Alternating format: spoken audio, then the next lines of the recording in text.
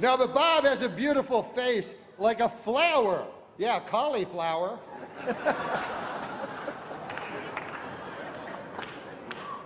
No offense, but your face looks like a cauliflower. The Bob Saget roast, another seminal moment in my life. You were so funny. I have a lot of well-wishers here tonight, and a lot of them would like to throw you down one, a well. They want to murder you in a well. Seems a little harsh, but apparently they want to murder you in a well. It says here on this card. No, I think that that Bob should join the Ku Klux Klan. And that's not because he's racist. He's not racist. It's just that he'd look a lot better with a hood over his head on account of his face. How can you not get that? So many people just talked about that. Oh, yeah. So many people said they couldn't figure it out. That's it. How could they not figure it out? That's what I think. I was like, it's all right if you don't like it, but don't think I'm mentally ill. They were like, what is he doing? I don't know. He's telling old jokes.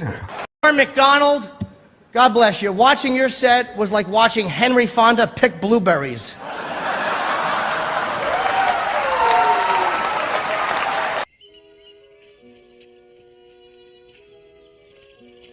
Why, I don't think there's a person in here that would not love to watch Henry Fonda pick blueberries. Well, it's time to do jokes. This is where we put in a big thing, jokes. Yeah. Two businessmen bought the Milwaukee Bucks for $550 million. They are very excited with their purchase, as this is the only legal way to own black people. Now that is here, and I read that. Well, you're not there. You know how businessmen are racist? They are. Yeah, so it's them being racist. They are. You. The two businessmen that bought the Milwaukee Bucks for $550 million are racist, according to this. this. Oh, no, they're fine, man. Give me one that doesn't offend many people. This is not topical. It's just about. It's as if it's about your life. You know. How come none of my friends ever have a dungeon? Instead, they all just have rape dungeons. So it's not a regular dungeon, is what you're saying. Dungeon. Thanks for again. It's the bus. I've never been thrown under an entire Trailways fleet. You asked me who was in the presence of Dean Martin at Hamburger Hamlet. You know everything about That's what me. I meant. That's where I saw him. Was it Hamburger Hamlet? Yeah, I didn't That's know. where I saw him also. We must have talked about it too. I don't know. Well, he'd always be in Hamburger Hamlet. And I walked in there and he had lost his son, and he was nice, and I just went, I found your son.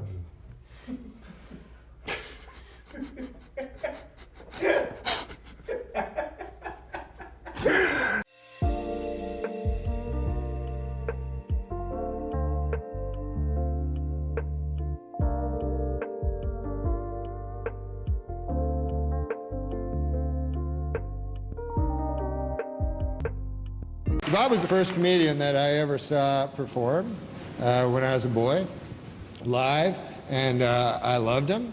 But one thing that bonds us as comedians is we're bitter and jealous, and we hate everyone else that has any success.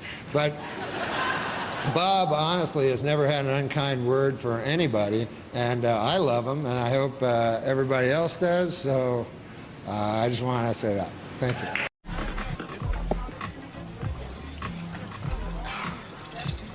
There you go. That's $11.50. No, perhaps you misunderstood me. I wish to cancel my original order of the martini and 2 olives and go for just the plain cranberry juice by itself for the $3. And I apologize for any inconvenience this may have caused you. Perhaps you don't understand. If you don't pay me now, I'm gonna take this swizzle stick and I'll be shoving that right up your pee hole. Annual Blockbuster Entertainment Awards. Now, we're here tonight to honor your favorite stars in movies and music, because these awards are voted on by you, the people who don't see the movie in the movie theater.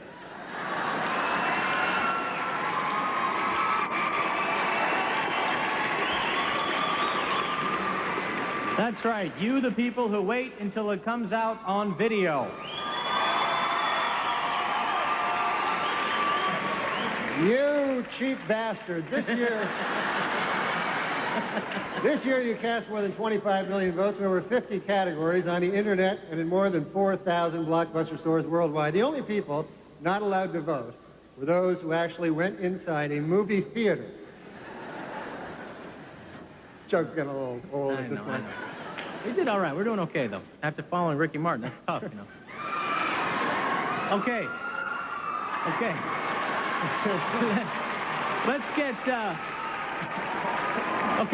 Let's get to the first award. Now, teen movies are huge these days, Norm. They're teens rule. Oh, my God, yes. A lot of work for teens today, which is great for Rob and I since we're both in our 30s. Mid-30s. Okay, we're here to present the award for favorite actor in a comedy. Yes. And just before we begin, let me remind you that there are no losers here tonight, except for the people who were nominated in the category and then don't win. Other than that, everyone's a winner. Everyone's a winner. So the nominees are... During the day, I hit the streets with a sandwich board and try to get people out. And I was in Denver, Colorado. Yeah. Denver, sure. And the guy says, "You're doing a show here." I said, "Yeah, where? The big auditorium." He goes, "How do you get to play the big auditorium?" I said, "I'll tell you, it's not just me. It's David Spade will be there, and Nick Schwartzen too." Well, by God, the fella said, "They're from the Sandler movies. They're fantastic. I'd pay anything. It's just I don't have much money. I'm down on my luck." I says, "I can get you tickets. I can get you tickets, sir." He goes, "It'd be a dream of a lifetime." I said, "Well, if you think that's a dream, wait till you hear this. Adam Sandler will be there himself." My God, the guy said, "I'll bring me and my wife too. Is that all right?" I said, "Sure. I'll get you 2 tickets." He says, "What time's the show?"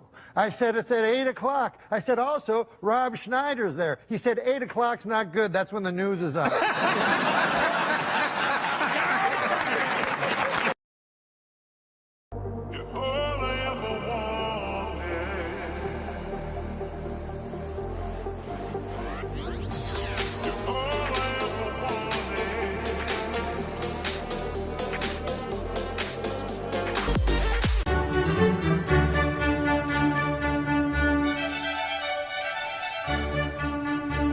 Now, Ben, Howard, you guys have been in a monogamous homosexual relationship for 3 years. You seem to have a lot in common. You have a lot of mutual friends. You seem to have a lot of the same interests. So why don't you tell me what's going on? Well, Howard's a great guy, and I love him, and I think you're right. We do have a lot of mutual friends, and we have a lot of the same interests.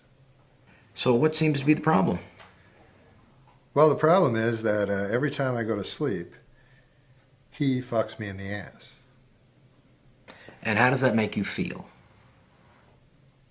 Makes me feel bad. Every time I go to sleep, he fucks me in the ass. Howard, are you hearing what Ben is saying? Yes, I am. And how do you feel about what Ben is saying? I feel bad. Ben, do you hear what Howard is saying? Yeah. How do you feel about what Howard just said? He said he feels bad, but he's not the one getting fucked in the ass every night. Okay, we're not here to blame the other person. We're here to talk about our feelings. Well, my feeling is every night he fucks me in the ass. And you don't like that? No. And how about you, Howard? Would you like it if you were sleeping and Ben fucked you in the ass?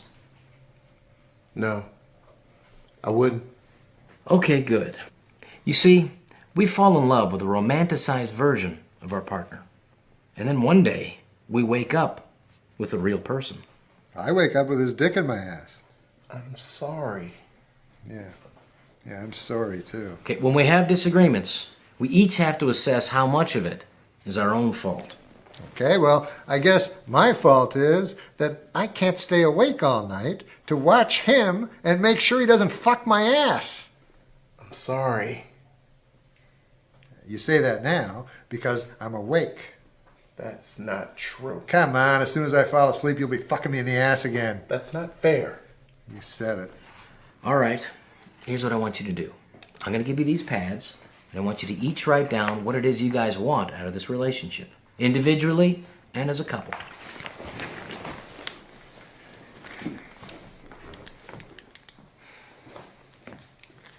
I want him not to fuck me in the ass. Silently. Please write silently.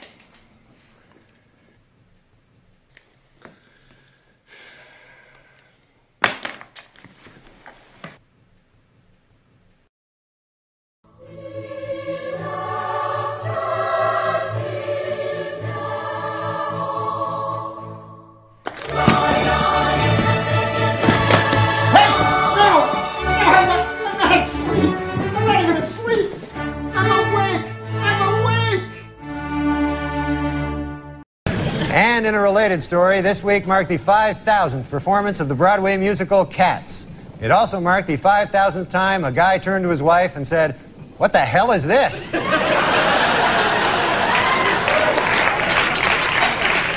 Just your manager, Jimmy. Oh, is he back there? He asked me to go to cabaret with him tomorrow night. Is that true? Was that, you think it was a date? Or? I don't know. I never heard a dude ask another dude that.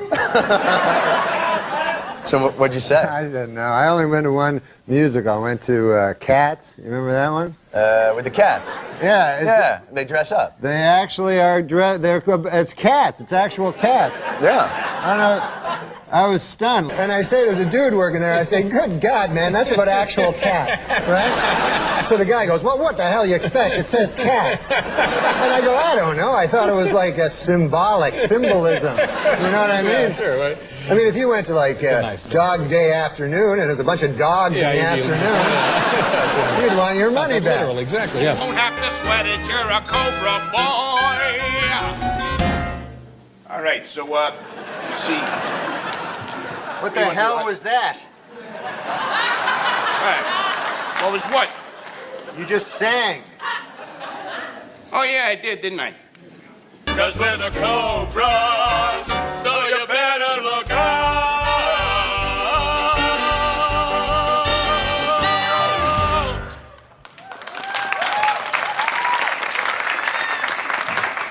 What? How you come up with a song so fast? No, just came to me. What about? Just came to you. Well, it was perfect. It was like you rehearsed it or something. Here's the plan. Get over here, guys. The Panthers hang around 34th and Main. They're pretty juiced by midnight. And that's when we strike. Right. That's when we...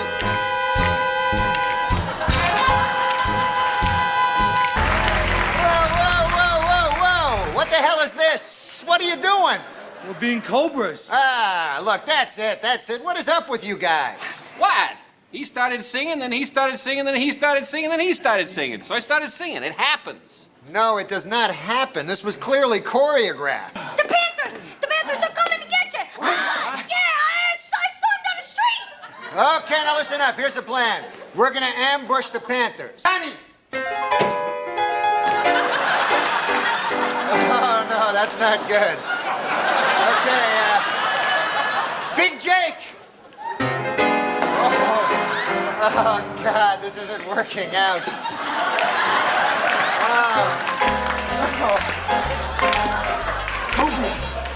Cobras! Panthers! Cobras! Panthers! Cobras! Panthers! Cobras! Paradise with your body, I don't wanna share. We're making dynamite, explosive love intentions building in the air. I saw a wonderful play. A guy went on a trapeze over the audience. This was at the height of the AIDS epidemic. And he cut himself, and his blood, his AIDS, yeah. His AIDS-filled blood went all over the audience. We never cheered because we were afraid to be politically incorrect. So instead, we contract AIDS. But wait, you were at the show? Yeah. You're being sprayed with AIDS blood? This Easter Sunday, here, you want to read this one time? Yeah. This seems like more of your kind of joke. You can do it in the camera if you want, whatever you want to do. This Easter Sunday, Snoop Dogg gets to say, Christ is risen. There you go. Adam Egan. Warning to the Easter Bunny, don't put all your eggs in one basket, fella. You handpick these. We wear new clothes on Easter to represent Christ's triumphant appearance to the stunned apostles in his sharp two-button blazer by Hugo Boss. What the fuck? I don't know about that one. In the coffee shop line today, I hear the guy behind me say, I like to start by biting the ears off, and I had to pray, please, God, let him be talking about a chocolate Easter bunny. I'm just wondering you're always working. What are you working on right now? I am just finishing a project. This is one of the biggest projects I have ever done. It's amazing. It's a spectacular film. What kind? Is it a drama? A comedy, probably? No, it's an adventure. It's action, science fiction. Wow. It's amazing. This is a big budget movie? Huge budget. I can't even quote the price. What? Who's directing it? It's the guy with the glasses. He sits in the front of the Lakers games. Spike Jones. Spike Lee. Spike Lee, that's it. And there's some comedy, so it's co-directed by Woody Allen. They brought him in to co-direct the comedy scenes. Bruce Willis tries to save us. But if Isn't there a lot of African Americans as in a Spike Lee movie? There's plenty of them. Yeah. Well, what we try to do is these are not ones that don't speak English. Yeah. So they CGI them in. The black people. Yeah. Well, we got Steve McQueen in There's a director, Steve McQueen? Yes. There's 3 directors involved. You're in a Bruce Willis vehicle where you're playing the Bruce Willis role as Woody Allen? No, I don't try to do it. Woody Allen is directing the undead who are trying to crash into it. Yeah, and then I get in a fight with Sylvester Stallone, of all people. Anyway, the Stallone brothers challenge me. Shut-ins? We're going to get DVDs. The Stallone brothers? Frank Stallone. Frank Stallone's in this movie. Well, why would that surprise you? I'm beginning to think that this is not even true. It sounds a little outlandish. April Fools. I missed the April Fools show you did. So we never.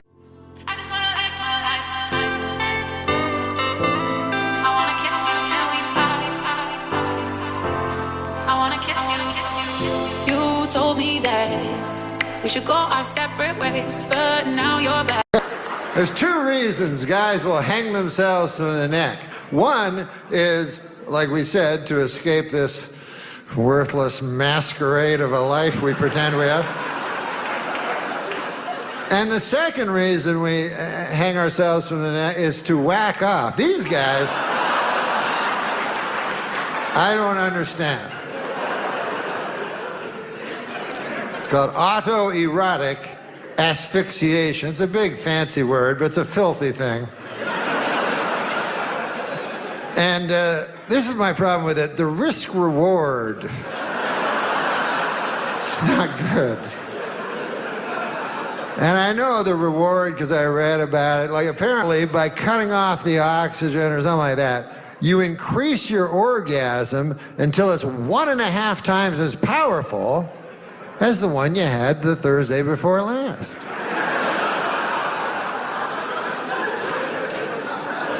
But is that really that important? I mean, we have a lot of things in this country. It's raining in the forest. There's all kinds of shit we have to think about. Let alone whacking off. That's our big problem.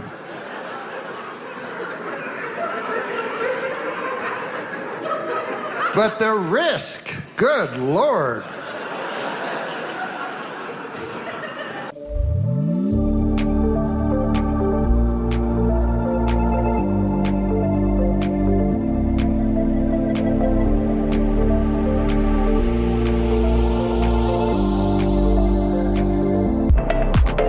I never open up about my own sexuality, but I will right now. I'm bad at whacking off.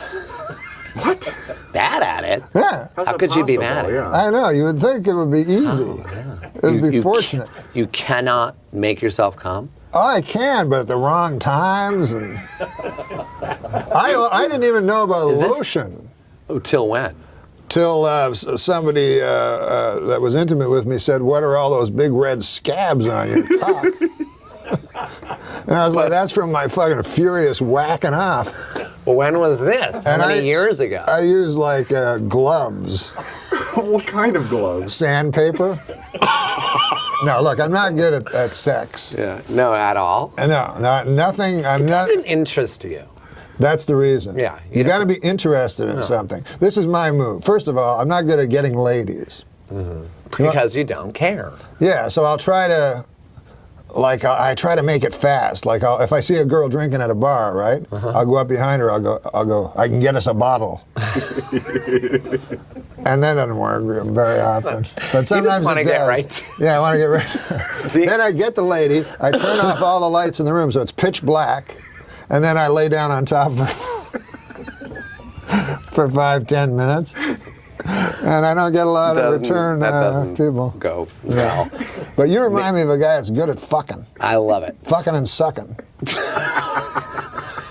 Have you met Norm MacDonald before? I got to work with Norm, and I guess I mean I hope he doesn't mind if I tell him because this is a very endearing. Oh, Last Comic Standing.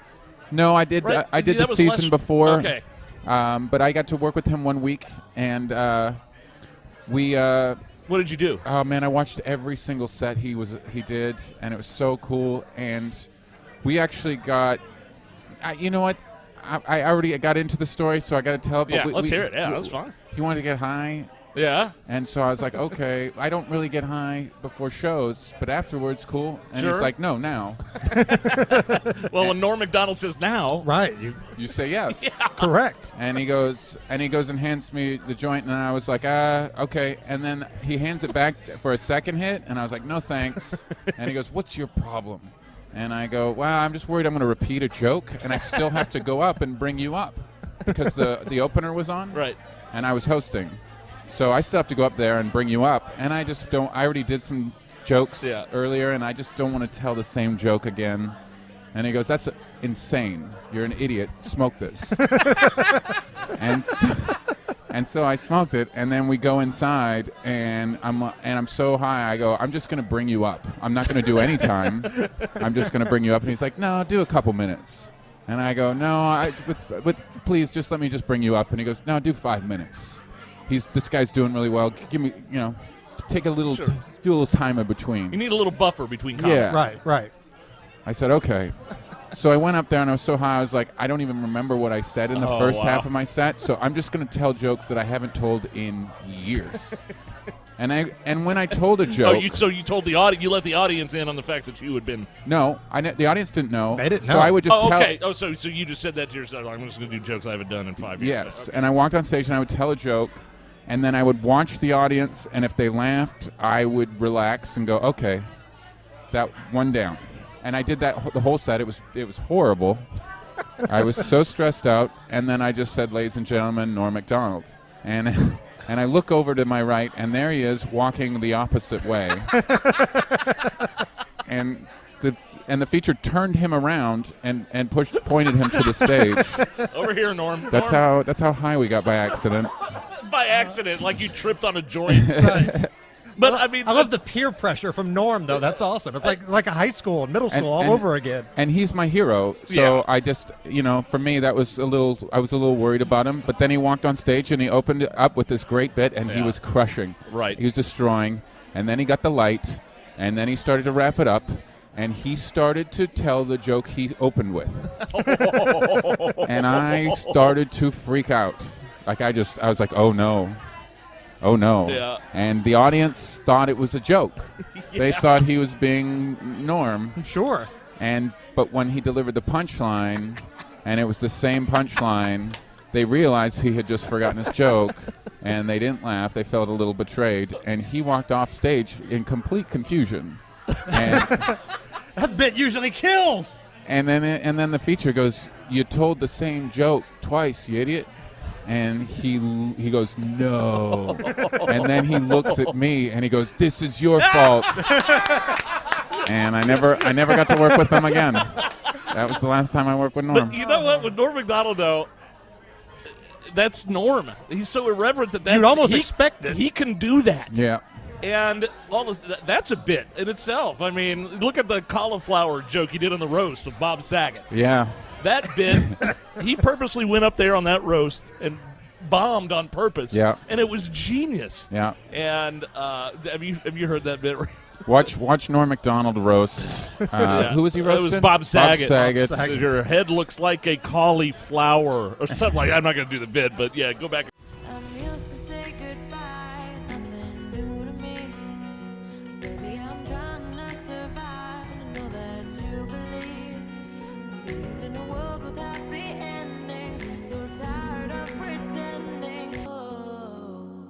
Oh, why not? It smells like a fucking pot dispensary in here. Oh, Norm, let's stay on track here.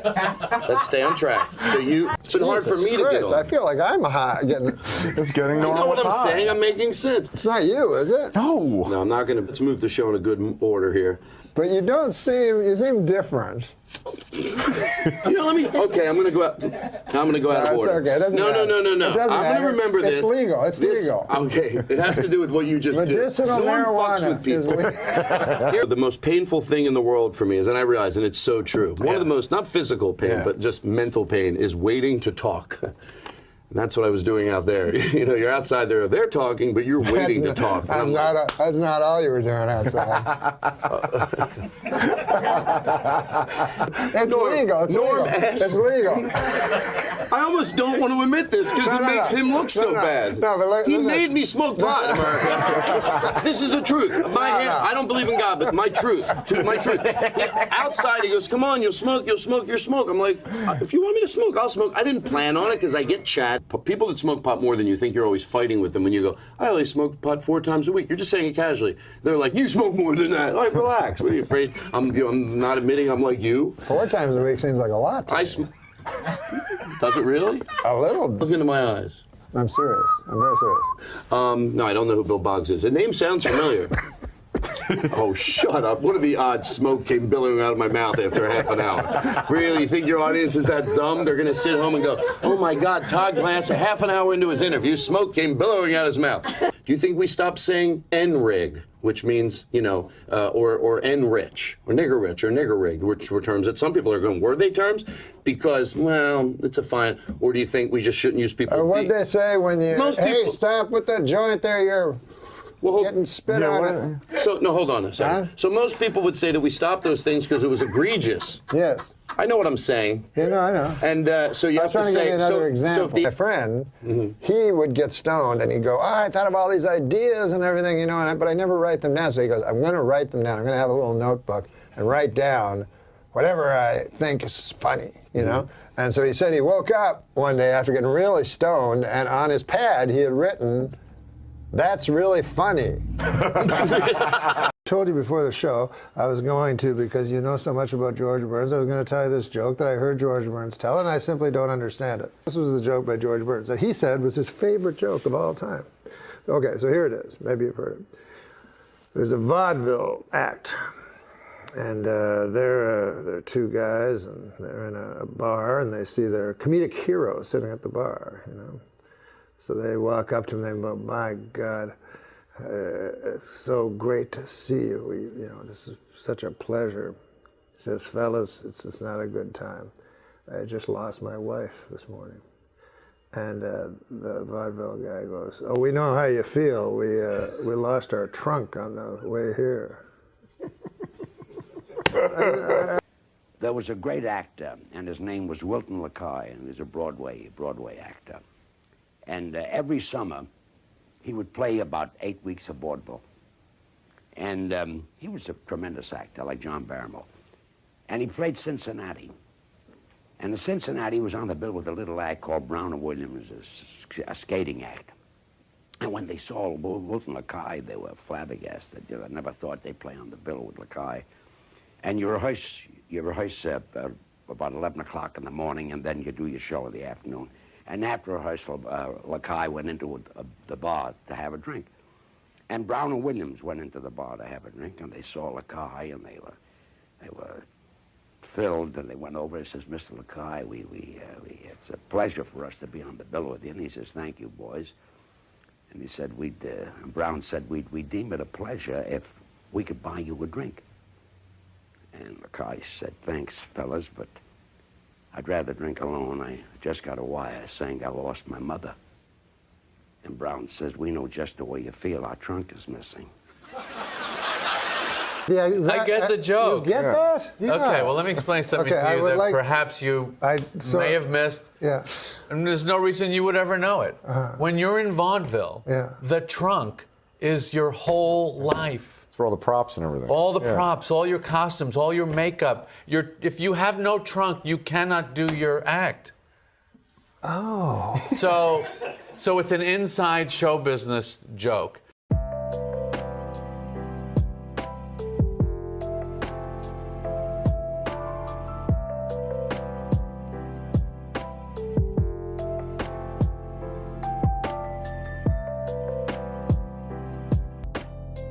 This is the greatest Jew joke I've ever heard, and I love. You're not going to get it. Okay. Okay? Yeah.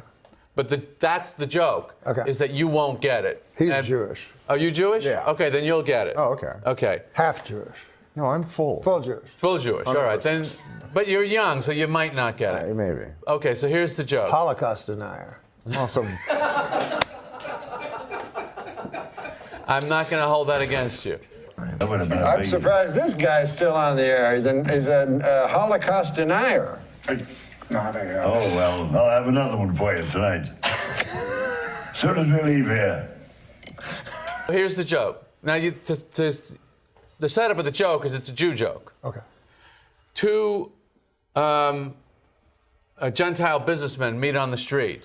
One of them says, how's business? The other one says, great. See, he gets it. He really got it. He really liked it. Yeah. There's so many jokes about Jews, Jews, and Jews. I was delighted to come across a series of Gentile jokes. I don't know if they've made their way around here. Gentile jokes? Two Gentile men meet on the street. One says to the other, I understand you have your own business. How are things going? The other says, terrific, thank you. So the joke is about who doesn't get it. Go back to the trunk joke. That's part of what makes the joke funny. He's Jewish, he gets it. You're not, you don't. But I don't believe he got it. Oh, yeah, he got it. He got it. Can we find out? Yeah. Yeah. Tell Norm why that's funny. Because it's two Jews and how's business? Great. Well, that's what he said. No, it's two Gentile businessmen. Oh, yeah, I don't That's get the what's joke. funny about it. I knew he didn't get it. I can spot fake laughs. It's two Jews, that is never going to be the answer. Because they're going to be. No matter how business is, they're all going to complain. It's going to be fucking 20-minute reasons. Okay, you just fucking saying it 2 seconds after he says it. Yeah. Isn't that interesting? Yeah. And here do you like the joke? Yes, though? I do like it. It's a funny joke. How much do you make doing this? You know, zero. Don't make it funny. Come on, you got to get something. Don't make it funny. I think these fellas do over here. No comedian shows up anywhere for nothing. Gentile. I can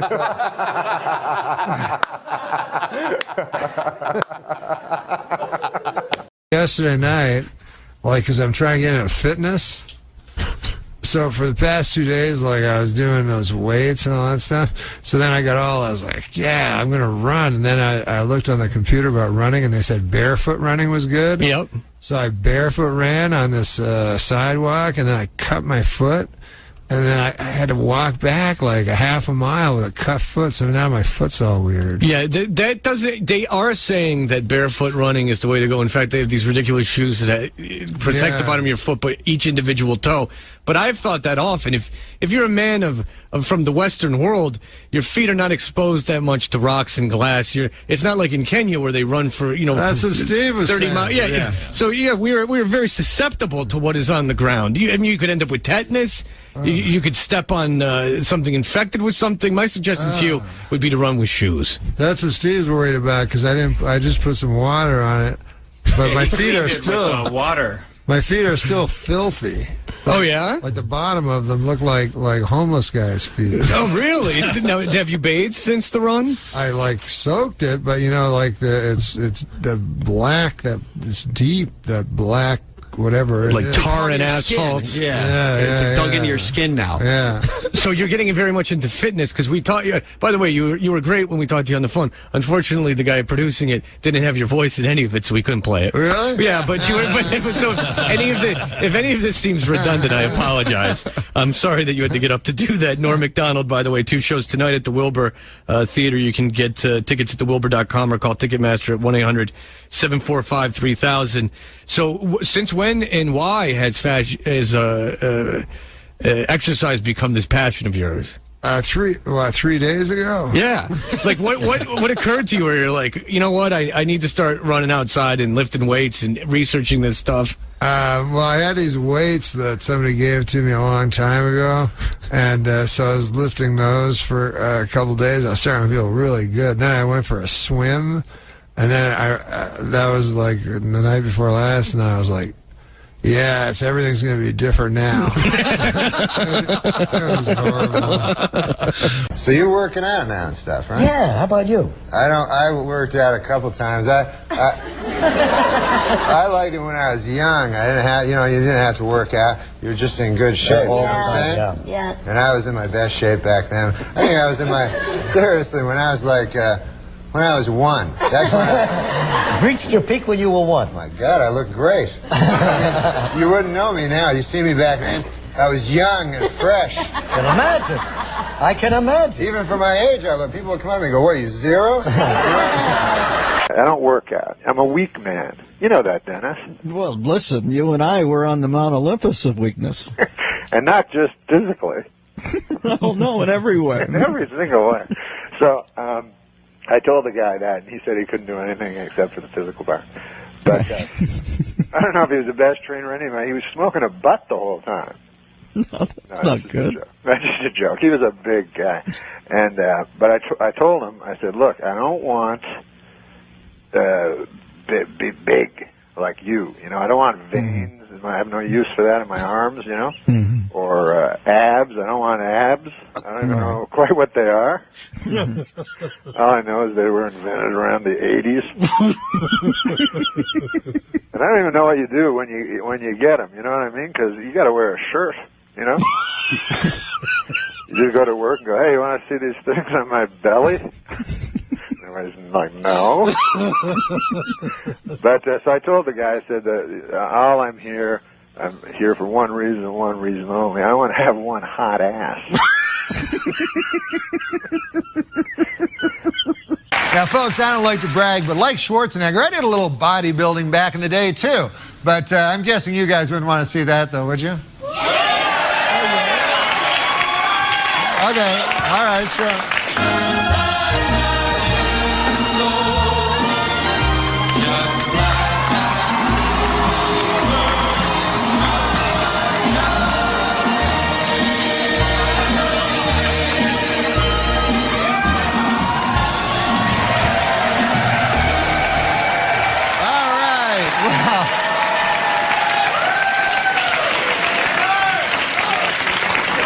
Let's hope that doesn't live on the YouTube forever, long after I'm dead, out of context.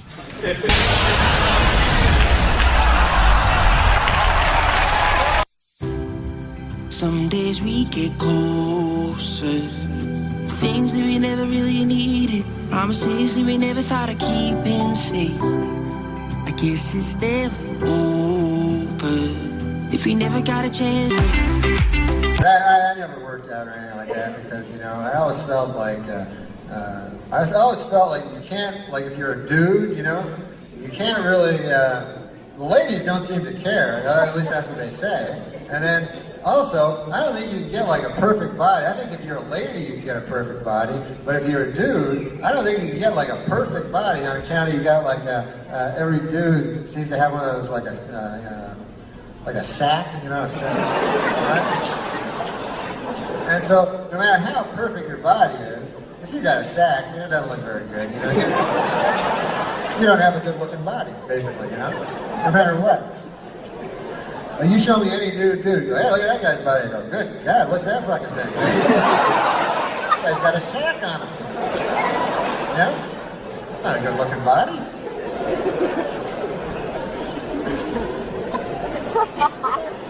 You ever see a guy with a good-looking sack? You know, yeah. You ever hear a guy go, hey, Bob, you know what your best feature is? Me and the guys were talking about it. Your sack. Holy Lord, that's... You doing something different with your sack lately or something? God damn, it looks good. Good-looking sack you're toting around there, I'm telling you. Right? You can't work out on that or anything. Got no machine, got no sack of steel. They're just giving up on that, man. That's why I'm surprised the fucking those plastic surgeons. Why are they working on the sack, man? Guy goes like, man, I got a little thing here, a line under my eye. I'm gonna get that taken care of. Meanwhile, huge ancient old sack hanging out. Yeah, that's my problem, man. That eye thing. That little crow's feet there, man. I get rid of them, that'll be good. Sack's old too, man. That's older than you, your sack. I don't know how that worked out. You know what I mean? You have a dude like 25, his sack's like 100 years old. Right? Sometimes you turn to it for advice. You ever do that? You go, right? You go, what would you do, wise old sack? You know? He's like, I tell you something, son.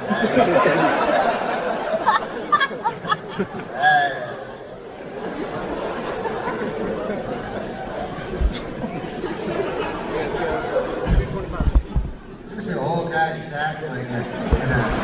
Old guys sacks are really old because they're like 80. Their sack's like 400 or 500 years old. It's like a fucking old, like a tree or something. It's not like a tree, but trees are old. I read that in a book. But you know, it is rather daunting to me. I'm just a guy, you know? What the hell am I? And here I am, you know, I look out, I see President Bill Clinton, you know, I see Secretary of State Madeleine Albright, you know, media mogul Rupert Murdoch, you know, broadcast legend Larry King, you know, pornographer Larry Flint, you know, Dick Morris. The list is starting to drop off a little, folks, but still, you get the idea. It's daunting. And did you meet anybody, any heroes of yours? You meet any big celebrities? Yeah, I met Larry Flint. He's not my hero, but he's a guy. He's a famous guy. Sure, he's famous. He's well known. Yeah, I enjoy meeting famous guys, sure. You know. And he came out, he's in a wheelchair, and he talks like this. He goes, and, but he was, it's not his fault. It's not his fault. No, no. He was shot. So, anyways, excuse me, I'm sorry, folks.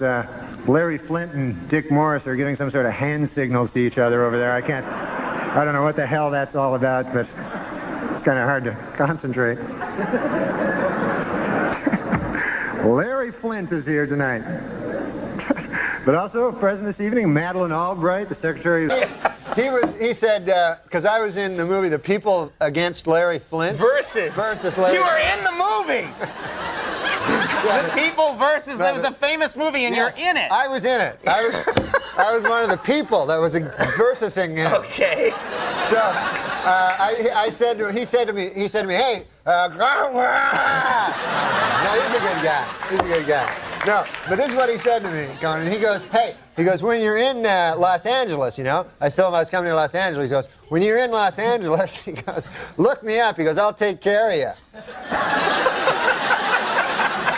When other people say that, you think, like, that means nothing, but coming from him. Like, if my Uncle Phil told me that from Minneapolis, I'd think, if he went, hey, I'll take care of you when you come to Minneapolis, that means, like, I'll make you a nice chicken pot pie. You know?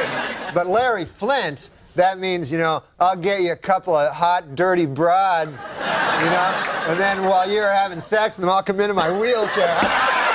You know? Who knows what it means? Okay. Well. I met Larry Flint. because we have a thing here in the United States where you go and talk in front of the president. So you do a stand-up comedy, which is what I do. To the president? To the president and a bunch of press people. When? It's like a roast. Yeah. You never heard of that? Never heard television? Go and do comedy at the president. Yeah. He sits down, you go and do some comedy. Well, not right to him, not just one-on-one. There's a bunch of press people. The White House correspondents. Anyway, it's called the White House correspondents. When I accepted the honor of performing here tonight, one thought crossed my mind, and that was, please God, don't let me bomb in front of the president.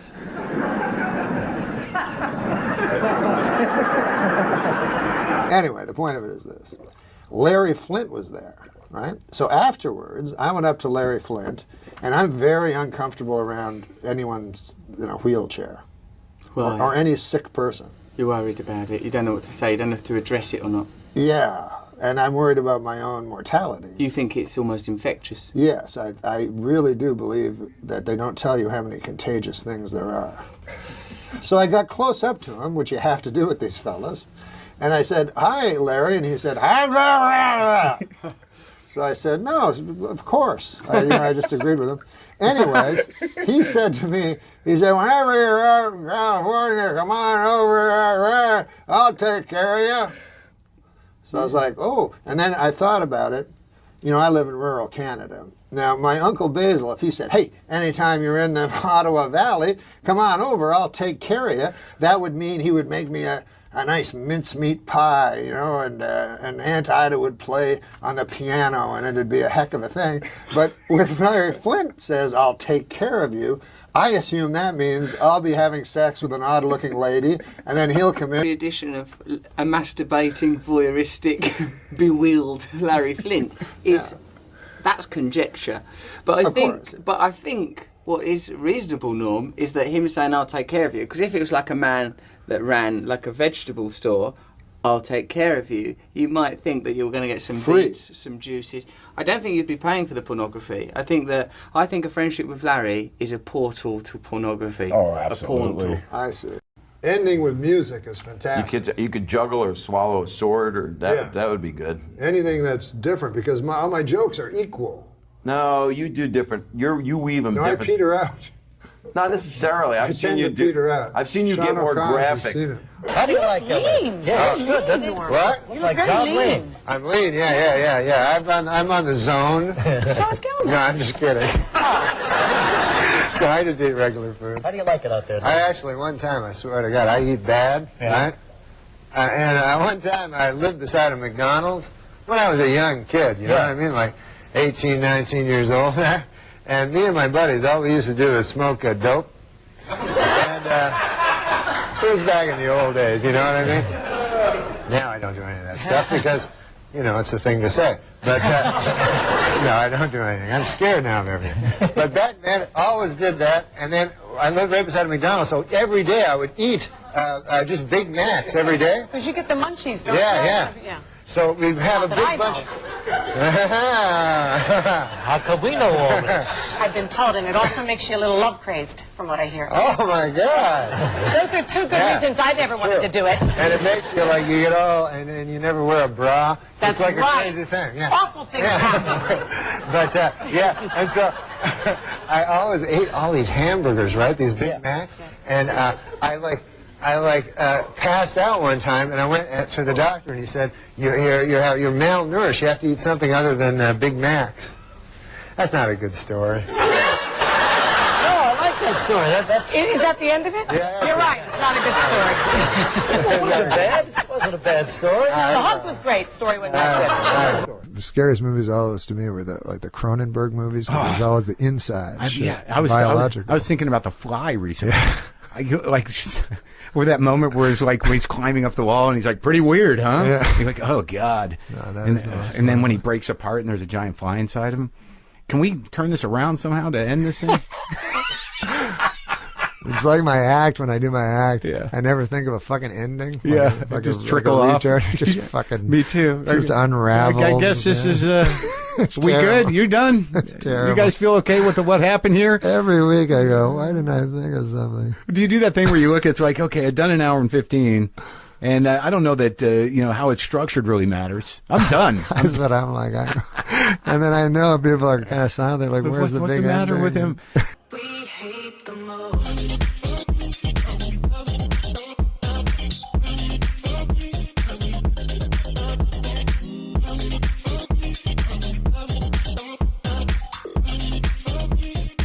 People magazine, Johnny Depp, sexiest man alive, huh? Hey, listen, I don't care what you think of this guy. He's a hunk. You know that. I know that. Yeah, sure. We Let's can say not kid that. ourselves. Now, apparently he's taking advantage of this sex. Do I need this anymore? No, you've established it's real. People know about it. Yeah. So he's a... Look at that guy, man. Good Lord, I'd like to... Whatever. But I'll tell you this about the new movie he's doing, Pirates of the Caribbean 3. He'll be doing full frontal nudity. Is that true? Yeah, it's rated R.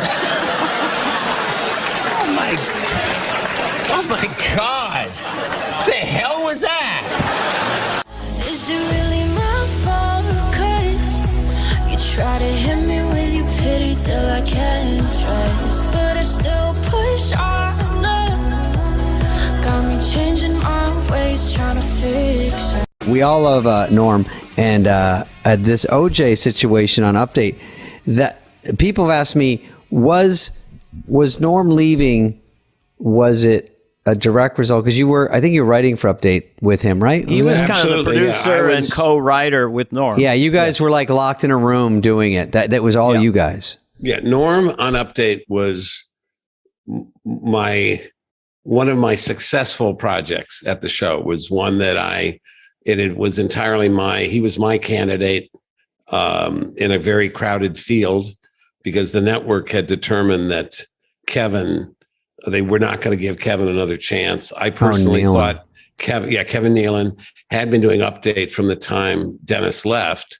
And I personally, Neil Nisi Bonham about, the dead, but Herb Sargent was not doing Kevin any favors the way he was running Update. And it was hard to sort of to get help to Kevin, because, it had to go through Herb. It had to go through Herb, and Herb was sort of like ran interference and wouldn't notes get through and everything. So he didn't love my Update pieces either. And so I felt like the second week I met Norm that he would be a perfect guy if Kevin, left the show or anything. And so when the network announced, it was Ohlmeyer going, no, Nealon's out. He's dead. He's gone. Forget about it. Not happening. So that started this thing where there were several different candidates, but Norm was my guy. And it's sort of, he wasn't initially the favorite, but he sort of survived. And so as far as the OJ stuff is concerned, that, if you remember, the murders by persons as yet unknown happened in June of 1994, which is when we were having this meeting out in LA, which, by the way, ended. I was summoned out for the first time to have a notes meeting with, as head writer / producer of the show. And Lauren and I were out there at the NBC headquarters, and it was Don Ohlmeyer and Rick Ludwin and Warren Littlefield. I think Bernie Brillstein was in the meeting, I'm pretty sure. And so they were, and Ohlmeyer, they were very unhappy with the show because the ratings had dropped. And I thought we were on like a sugar high the year before that in 92, 93 from the Wayne's World movie, that sort of was bound to come down. And we had the debates and stuff. And so the ratings dropped, albeit to a rating number that they would die for today. Yeah. But anyway, so they were giving us their notes on what they didn't like and everything. And I had gone there. My marriage was falling apart because of the time at the show and stuff. And so I was sort of feeling like, I don't know if I want to keep doing this. So my attitude was, I'm not going to do anything to save my job. I'm not going to beg or plead or agree to I'm going to just tell them what I think. And if they don't like it, it's just as 6-1 to me if I get fired or not. And in the end, that sort of backfired because I heard later, like, Ohlmeyer was impressed by your moxie. He did, which is not the intention. But anyway, so they were talking about update, and they just said, and Kevin had to go. I would never have put. I love Kevin. I still love him. He's he was unreal. one of our. He was a great favorite with the writers. Yeah, and you could have helped Kevin. I could have. I thought if they had been willing to keep Kevin but get rid of Herb, I think that we could have turned that thing around. But anyway, that was not the option available. So anyway, but the meeting ended only because visiting hours were starting at LA County, and Ohlmeyer had to go visit OJ. Wow. That's why that meeting ended finally, mercifully. And so then when the fall came, there's a whole other story with how Norm came to be the guy, but Norm is doing update. And I told him at the beginning, I said, look, I don't mean anything, nothing about her, but attempts have been made in the past to help people doing update, and that her blocked all efforts because he got, was threatened and territorial and everything. And so I told Norm, like, look, we're not going to fuck around. We're not going to let Herb do to you what he did to Kevin. And so you can have your Herb meeting, but you got to have a later one with me, because I'm not fucking around this time. It's too important. And Norm said, yeah, that sounds great. So what would happen is we first of all opened the piece up for the first time to lots and lots of writers. So you suddenly got a lot more writers contributing. Yeah. And then we would just overrule decisions that Herb made I never even had a conversation with Herb about it. So to answer your original question, the way Norm came to be fired was we just did the OJ jokes because they were funny. It wasn't, none of us had a hard on for OJ or anything, but it was. He was in the news every fucking day too. Like you can't avoid it. Yeah. And so luckily the timing couldn't have been better. The trial opened just before we went on the air. And then the very next year, the fall of 95, the openings, the week of the first show, the verdict came back. And so, but anyway, he just, every week I would hear occasionally from Lauren, and I knew it was Ohlmeyer calling him to complain, but it was Lauren would go like, how is it that you and Norm seem to be the only people absolutely convinced of OJ's guilt? And I would go like, Lauren, come on. I think it's hurting us with black audience. And I said, first of all, we have no black audience. The glove was very small. Second, I think it could only help us because black people know that OJ did it. Come on. And so anyway, finally, we did the first season of Update, which was 94, 95. That was the trial.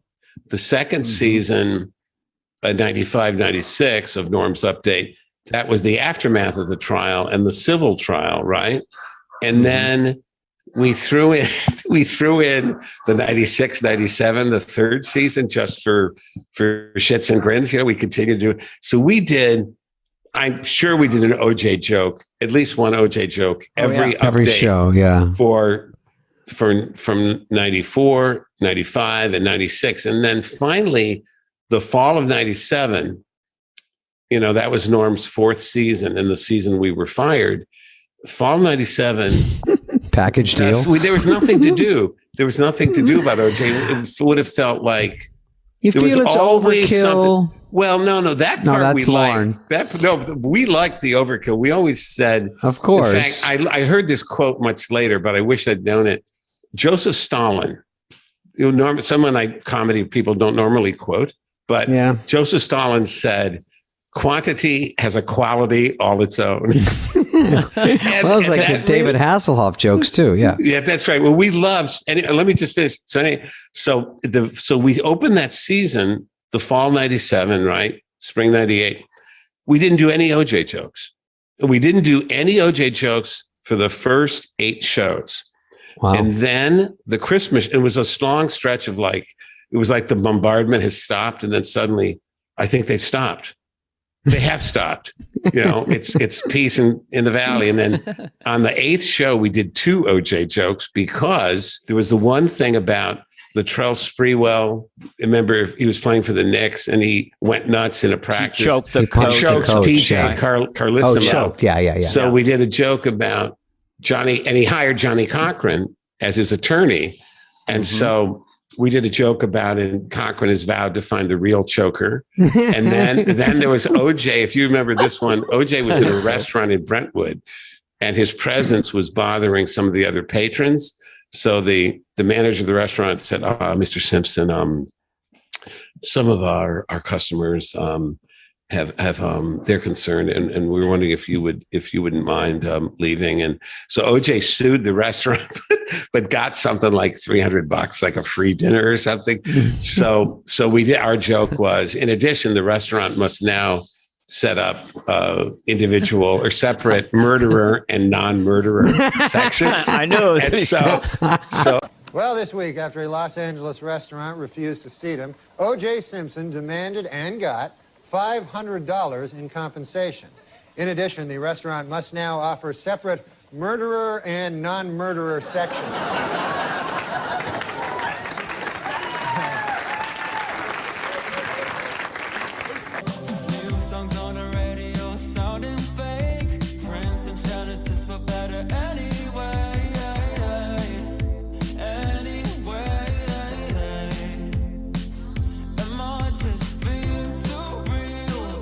OJ. So anyway, so we did that. That was the Saturday show. A couple of days later, I'm in New Canaan visiting my little son. And the first thing I see is the sound was off on the TV and he's sitting in his high chair and he was like, 2 years old, I guess. And so he looks up at the thing and there's Chris Farley. But with the sound off, he didn't know exactly what it was. He starts laughing hysterically just at the sight of Chris Farley. And then the phone rings, and it's Mike Shoemaker from the show, who's a producer at the show. And he says, a couple things. Chris Farley's dead, and you and Norm were fired. Wow. And so apparently, and later, guess what?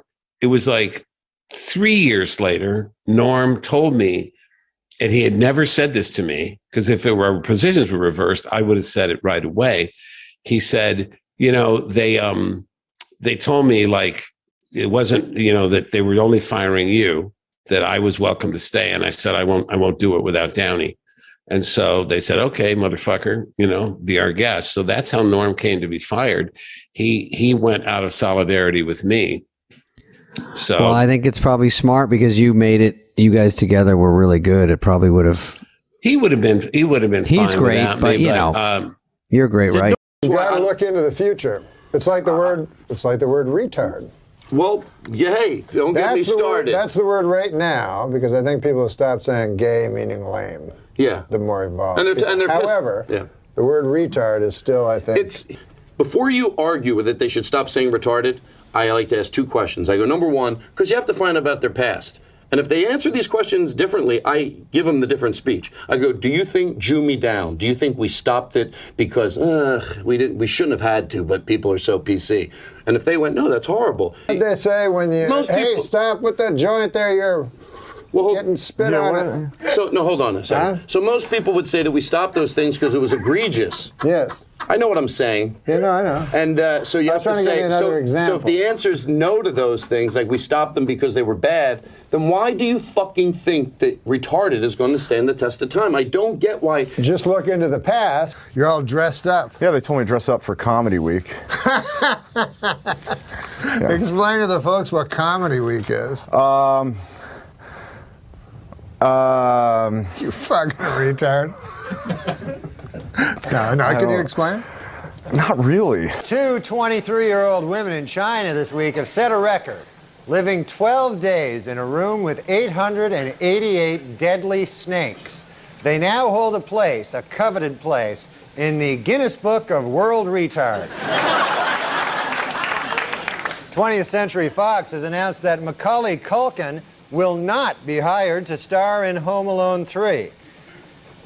Studio spokesman said that it was nothing personal, but with Culkin now 16 years of age, the only way to keep him in the film would be to make the character retarded.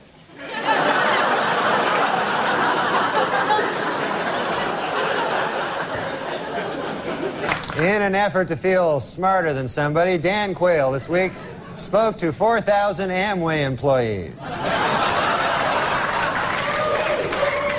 Dismissed Simpson juror Jeanette Harris revealed in interviews this week that the jury is torn by dissension and is already divided into two camps: those who think he is guilty and those who are really, really stupid.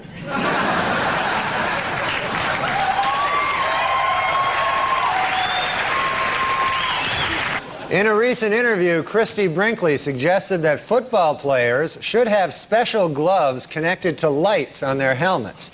That way, when they catch the ball, you'll know who has possession. Read these and other interesting ideas in Christy's new book, I'm an Idiot.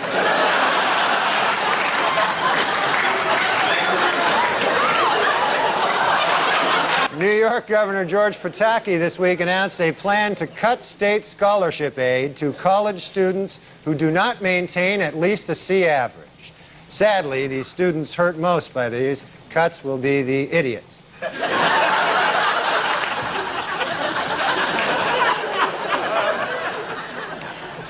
According to published reports, MTV News anchor Tabitha Soren has been romantically linked with journalist Michael Lewis. Soren denies the reports, claiming she doesn't have time for a boyfriend because she's too busy pretending not to be stupid.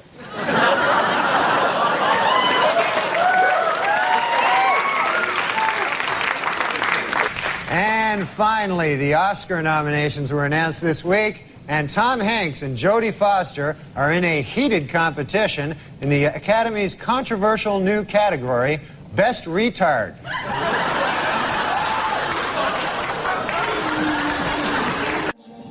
When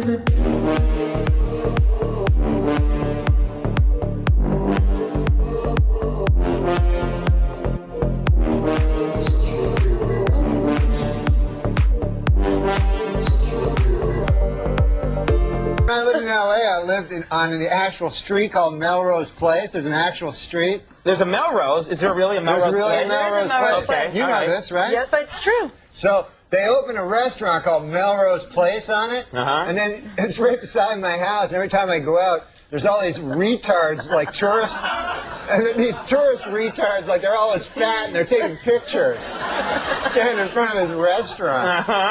Yeah?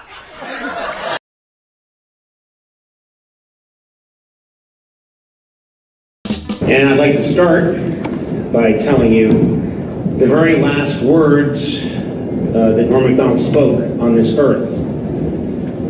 He said, when I go, make damn sure they have a memorial for me. See to it that it's part of a much larger festival promoting a streaming service.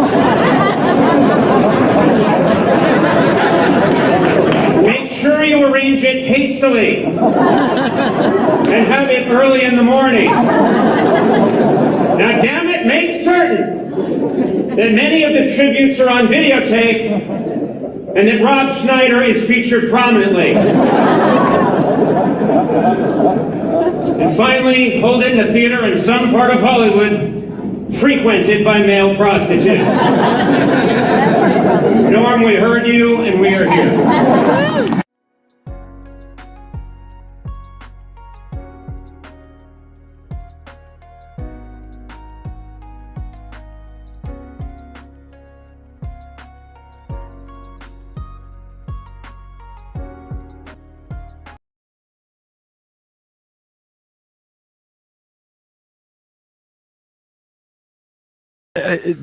I noticed because I'm very bad with me being alone with my own thoughts at night. A lot of times if I'm just in a quiet room without the TV on, like I'll just think too much to go to sleep. Yes. And it could be anything. It could be like, oh, there's a kind of a program I want to maybe work on tomorrow on the computer. Or it could be, hey, I wonder when I'll die.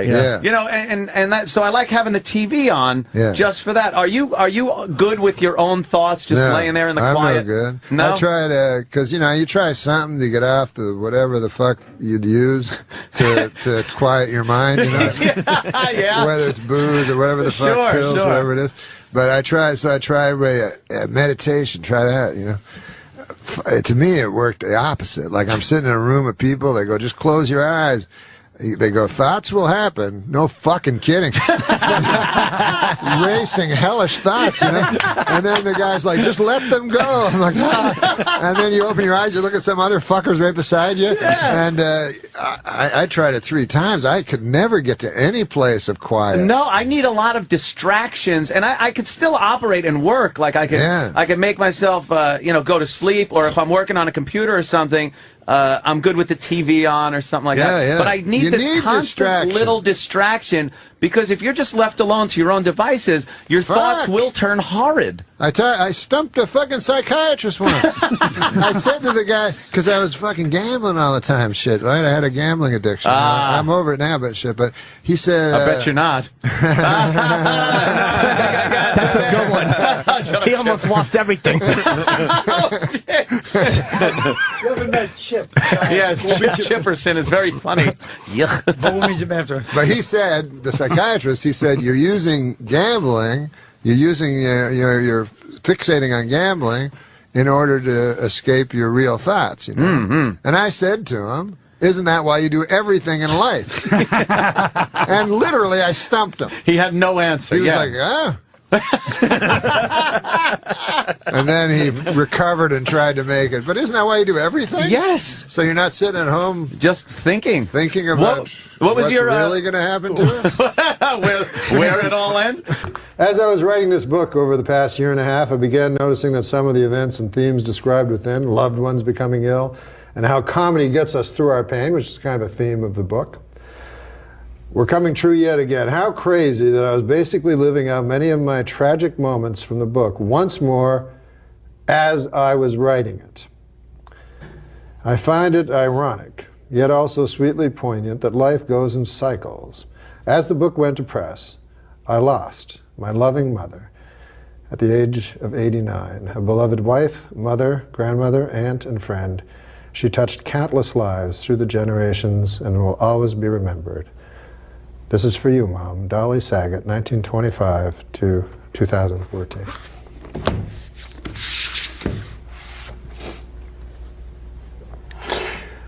That's made up. She didn't die. You can't just cry. I don't want to.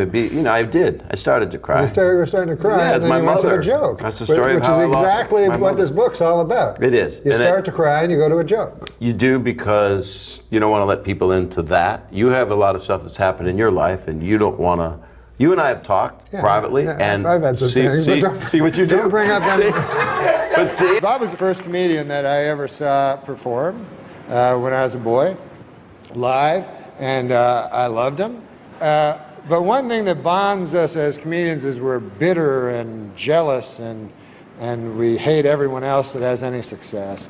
But Bob, honestly, has never had an unkind word for anybody, and I love him, and I hope everybody else does, so I just want to say that. Thank you. So anyways, I'd just like to say, I know that Mr. Letterman is not for the mawkish, and he has no truck for the sentimental, but if something is true, it is not sentimental, and I say in truth, I love you. Oh my God. Paradise with your body, I don't wanna share. We're making dynamite, explosive love intentions building in the air. How'd you get peace of mind out of the other shit? Well, when I was this is a weird thing that happened to me when I was young. Yeah. I don't know if this means anything. Let's try it. I remember it, but it was a moment I had that was it wasn't religious or epinaphic or anything, but it transformed me to some degree. Is that I was fucking so afraid of everything, and if I went to a store, I'd have to walk around forever before I could even face a person in the store to buy a pack of gum. I don't know why the fuck I was like this. Yeah. But anyways, when I was 9, there was we lived in rural Ontario, and there was a blind friend of my dad's that I had to, he said, take him to the store. I was like, what the fuck? Like, I have to take this blind fucker? And I'm already shy and shit. So I'm taking him to the store, and then the fucker wants me to explain everything, describe everything. to him. Yeah. So I'm like, there's some grass over here, and now there's a lamppost, and this guy's all happy. Oh, what about the lamppost? I mean, it's just a lamppost. Yeah. So it goes on and on, but something happened to me it sounds bizarre, but something happened to me where I was actually, instead of always looking inward, which I think I'd always done before that one time, I was looking outward. Anyways, while I was talking to him, I suddenly had a sort of a hysteria, like I was laughing. I started laughing and stuff. And I don't even know why I'm remembering this, but I started laughing about everything. And everything seemed like very, very funny to me. And then a couple of weeks later, I saw a homeless guy, and he was talking about, he started talking to me. Yeah. And he was talking to me about John D. Rockefeller. He's like, I was at John D. Rockefeller's funeral. Yeah. And all this shit. Yeah. And I was laughing at him and shit. And then he started laughing. And I was like, it's all fucking crazy shit. Like, something came to me. Yeah. Where I started, and so now I find everything funny except like fucking real serious. Like, I have no fear of going on stage or anything, but death and shit. Right. And so, but the other thing but the problem with laughing is I will get, it will build to a hysteria sometimes that I have to crank a couple of benzos to prevent a panic attack. Really? Yeah, I can get panic attacks. You can laugh yourself into an anxiety attack? Absolutely, yeah. I start laughing and then it gets out of control, like hysterical. It's and I still have extreme sensitivity to things. Like I can not to life things, but to like literature or art or something like that. I have incredible sensitivity. I kind of have to stay away from it. Like, what's an example? Like a painting or a... Yeah, fucking paintings. Like, I don't know anything about art, nothing at all. Really? But I have had fucking experiences that have been so hard on me. Like, one time I was in New York and somebody dragged me to a fucking art museum, which I hate art. Yeah. And I was looking at this picture of this girl, and I was like falling in love with her. She was so fucking beautiful, this fucking girl in this fucking picture. Yeah. And then a guide was telling me the fucking thing was written, drawn in the 16th century. Obviously, this lady was dead, long dead. Yeah. And here I am fucking in love with her. Yeah. And so I'm like, fuck it. I was like so hard on me for so many days. So I try not to... It sounds crazy, right? Not really. But I can be very... it sounds like that's a very good painting. It was an incredible painting. But like, it would make me cry. I didn't cry at my dad's funeral, though. Like, real life stuff seems so prosaic to me that it never really touches me much. So you have a sensitivity towards... Well, I mean, that's what art's supposed to do on some level. I guess for people like me that can't access feelings or something, it gets me. Well, yeah, I mean, I get that with I can get that with television commercials sometimes if I'm not protecting myself. Oh, you mean like where they really can manipulate? Well, yeah, you? Well, you jerk me around, but like I remember there was I can be manipulated without and know I'm being manipulated. Yeah. Like some movies, I'll just let it go. Yeah, I know. But like, if my girlfriend's afraid of something or needs some help, I'm like, I don't know what to. This is crazy. I mean, maybe you should call a friend. I can't. Maybe it's because we live in fantasy lives or something. I guess. I remember a kid when I was in grade school, we read Old Yeller. And the dog gets, then they got to put the dog down, right? That's a motherfucker. Yeah, and this kid, Jeff, was just like, sobbing uncontrollably as he read out loud. And they had to take him to the nurse because he couldn't pull it together. Oh, my God. So that's... they call it Stendhal syndrome. So there's a name for it? Well, there was this guy, Augustine Stendhal or something, some 16th century guy, but he had an art museum that was so beautiful. I don't know if it's anecdotal, but he was at an art museum where people would come in and have nervous breakdowns from the beauty of the art. But that can go either way with you. It can be laughter or sadness. Yeah, it's mostly laughter. The sadness doesn't throw me into anxiety. The laughter. What's the feeling though? Like at a joke, or you're with friends or something, and you can't get it out of your head how funny it is, and then you get anxious because you can't stop laughing. I guess it's that. Like, I laugh a lot. Like that's fucking great as a comic. Yeah, I've never trusted people that don't laugh. Like, I've worked on shows and, shit sitcoms and stuff like that where the motherfucker doesn't laugh. Yeah. He's the head writer. Yeah. I'm like, you're not laughing at nothing? Yeah. And I don't know. It's all math to him. Yeah, it's math. It's like haiku or some shit. And like but the best guys I've met are the guys that are able to laugh and fucking, You're a great writer. Did Norm ever bring a joke to you or an idea that even you thought maybe went too far? Because Did he would Norm? really Norm, yeah. Yeah, there's actually because he really would push the envelope, you know. There was with Norm, even with me, like I'd occasionally, and you guys knew. Yeah, I know. When You Norm, would tell me in Hollywood Minute, you'd say, "I dare you to do that." And I'm like, I can't. I don't want to. I got scared, but you're like, you're such a pussy. And I'm like, God damn that Hollywood. But when you were dealing with Norm, he would occasionally he would be in his Canadian geezer mode, and you couldn't get him out of it. He would just have to ride it out. You just have to go, okay, he's going to be doing I'm sorry, I don't quite. Oh, that right. I hear you, but I don't understand you. You know, and that kind of thing. And so you'd have to go, okay, Norm, when you're ready to talk as Norm Macdonald, I'm here. You know, but anyway, so sometimes he would come in with things where he was clearly joking and I would never take the bait. But one time he had this joke, which there's not a lot of jokes that offend me. You know, they certainly don't offend me in the conventional ways, but they often offend me. It's just, I think they're just terrible jokes. But this one kind of did in a way in that sense. But he had this joke where it was, Woody Allen is dating again. And it was the image of the naked Vietnamese girl running down the road after the napalm attack. That old photo, that famous old photo. And so my only reaction to that was like, Norm, come on, seriously, you can't. And he goes, no, come on, it's funny. It's funny. I go, Norm, no, it's not, no. And to this day, I don't know.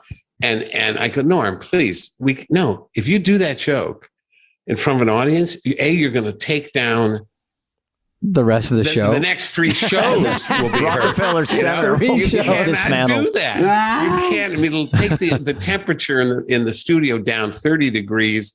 There'll be like ice on people's, beards and stuff. You can't do that. Rioting. No, come on, it's funny. So he and Frank was backing him on it. Frank Sebastiano, one of the best update writer ever, and he he loves it. And Frank was not, I would look over at Frank and Frank was not, he wasn't like winking or anything. And so I go, okay. So we tried it at Dress and it had precisely the effect. I thought it would, although who knows about future shows. But anyway, it was like this, this collective giant gasp. And then, so after that, Norm was willing to give it up. And then we didn't do it on air, obviously, but like years later, so that was I'm going to say that was maybe 1996. So at least 10 years later, Steve Higgins, who's current producer of the show, comes up to me and says, do you ever remember, and we're looking for a sound effect of an audience being like horrified, offended. And I got it. So I said, I directed them to that update. And I said, I'm pretty sure if you take that thing, the other thing is it will be uncorrupted by any laughter. So you'll get a nice clean take of gasping and horror. And so they I didn't remember which show it was from, so they had to plow through a lot of dress rehearsals, I guess. But a few hours later, Higgins said, "Oh my God, we got it. And it is everything you said." So they use it. And to this day, I'm pretty sure they have it on a cart. So whenever they need the sound effect of something, not just not getting a response, but getting kind of active hate, Yeah. It was that moment. Yeah. Yeah. Is it really my fault? 'Cause you try to hit me with your pity till I can't trust, but I still push on. Got me changing my ways, trying to fix us. What's going on, Norm? I've not seen you in forever. You look that great. Guy likes me a lot. Yeah, they all love you. They love you. My audience loves you. What's happening? What's new? Your hair is short. You look great. Yeah, I got short. I got a haircut. When? This is a very uninteresting subject. Yeah, but it looks good. It caught me off guard. Yesterday. Oh, wow, yeah. Well, it's short. It makes sense. Yeah. How's the family? How's everything going? Great, man. Couldn't be better. Life is fantastic. Yeah. I like life, man. You do, really? Oh, my God. People that complain about it. First of all, you're lucky enough to be alive when you think about it. You know what I'm saying? Your mother had to have sex with your father. that your grandparents had to have sex, great-grandparents had to have sex. It's lucky you're alive, my God. It's amazing. And I'm so happy every day You that I'm should alive because it's just a fluke. There's so many more people that never got to be alive. You know? And that's an interesting point. I guess you're right. If you do the math. So when people carp about it, I'm like, man, it's the greatest gig in the world, being alive. You get to eat at Denny's, wear a hat, whatever you want. Yeah. Get haircuts. It is. Well, good. I'm glad life is going well. I know you're a big fan. You competed in the World Series of Poker in the celebrity event? No, in the real. In the real deal, Real right? deal, yeah. How was that? Well, it was sort of a nightmare. I was halfway through the first day. I was the massive chip leader. Right. And then which means you were doing great. Yeah, I was first place, 8,800 people, and then I threw it all away. You say that like it still tortures you to this day. Yeah, What happened? Was it all in one hand? Did you just go all in with something that you shouldn't have? Was it your bluffing? Were you... No, I was just, I had pocket aces, and the guy had jack queen. He beat me. But so be it. I was going for there's two ways of playing it, right? You can go to trickle into the money, or you can go for first place, so I was going for first place. Yeah. You like to play poker, though, right? That I like it okay, yeah. Yeah, all right. I play a lot. I got a little addicted to it on the internet. I was playing like 6 games at once for 7-8 hours a day. You know? Yeah. All right, so you like it a little bit. Yeah. I saw the poker area at one of the casinos in Vegas, and it's very bright, it's very sterile. You can't, like, swear, you can't smoke. And I'm thinking, well, there's no way Norm could really be into this poker thing, because those are two of your favorite things to do. I got a lot of penalties at the World Series for smoking. Can you for smoke? Swearing, because, like, you know, your aces get cracked and you go, and you know, and then it's like, it's a 20-minute penalty for each word, so I'm like out for an hour and a half, you know. But they let you back in. Yeah, they let you in after an hour and a half. What if you're swearing while smoking 10 cigarettes at once? It's so insane that you can't You have to come swear back next and week? smoke because everybody there is a degenerate gambler that smokes and swears. Right, yeah, it's a weird rule that they have there. It's very strange. I played the celebrity poker. That was the hardest of all. Why? Well, you go on the TV, and poker's not that hard, but identifying these other celebrities is almost impossible. That should really be its own sort of gamble. Yeah, that's right. There. I want to bet on the fact that I'm not quite sure that guy is in Creed. I don't know. Exactly. I'll bet $1,000. I think that's a better juice factor in that. They get peripheral celebrities like me. They're not like Matlock's going to be on the so, you know, you get like I had to get briefed there because everybody's 20. They're like, that's the guy. Of course, don't you know him? He's on that police station. He plays Detective Johnson. So I remember all this. I really enjoy your work on Police Station. That time you got that crook. He's like, Norm, it's me. It's John Stamos. What's with you? You don't recognize me? Oh, John Stamos is a great man. He's a good guy. Yeah. You know John Stamos. Sure, I know him. I know him all right. Yeah, that guy gets the ladies. He does, yeah. Some guys get the ladies. I'm telling you, man. And it's you ever know these guys, maybe in high school or something, or college, you couldn't figure out why they did it, but they could get the ladies. You know, maybe they weren't the handsomest guy, but somehow, like I had a guy, a friend of mine, Bill, this guy, he could get I'm not exaggerating when I say this.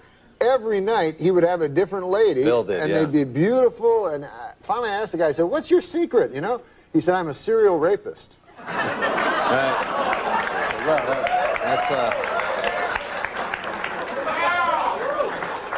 That hardly counts, you know? Yeah. Norm, let me ask you. I tried the roofies once, actually. Did you? You tried that? You tried that as a technique of dating? Yeah, because I said, these girls, you go and you feed them a nice hamburger, and then... That's not enough? Nothing happened, so I said, I'll try these roofies. All right. They didn't work at all, man. I couldn't even remember anything. I woke up 3 days later, my ass hurt. I don't know what happened.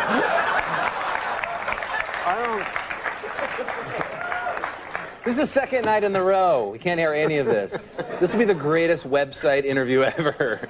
None of this will make air. They're just jokes. Let me ask you about, you grew up in Canada. Everybody in Canada speaks French, but your father, he forbid you from learning French, Yeah, right? yeah. Everybody in Quebec, where I grew up, Quebec City, about 99% French, a few English people. And yeah, my dad, you know, the English hate the French, his guts. And so my dad wouldn't let me learn French. Why?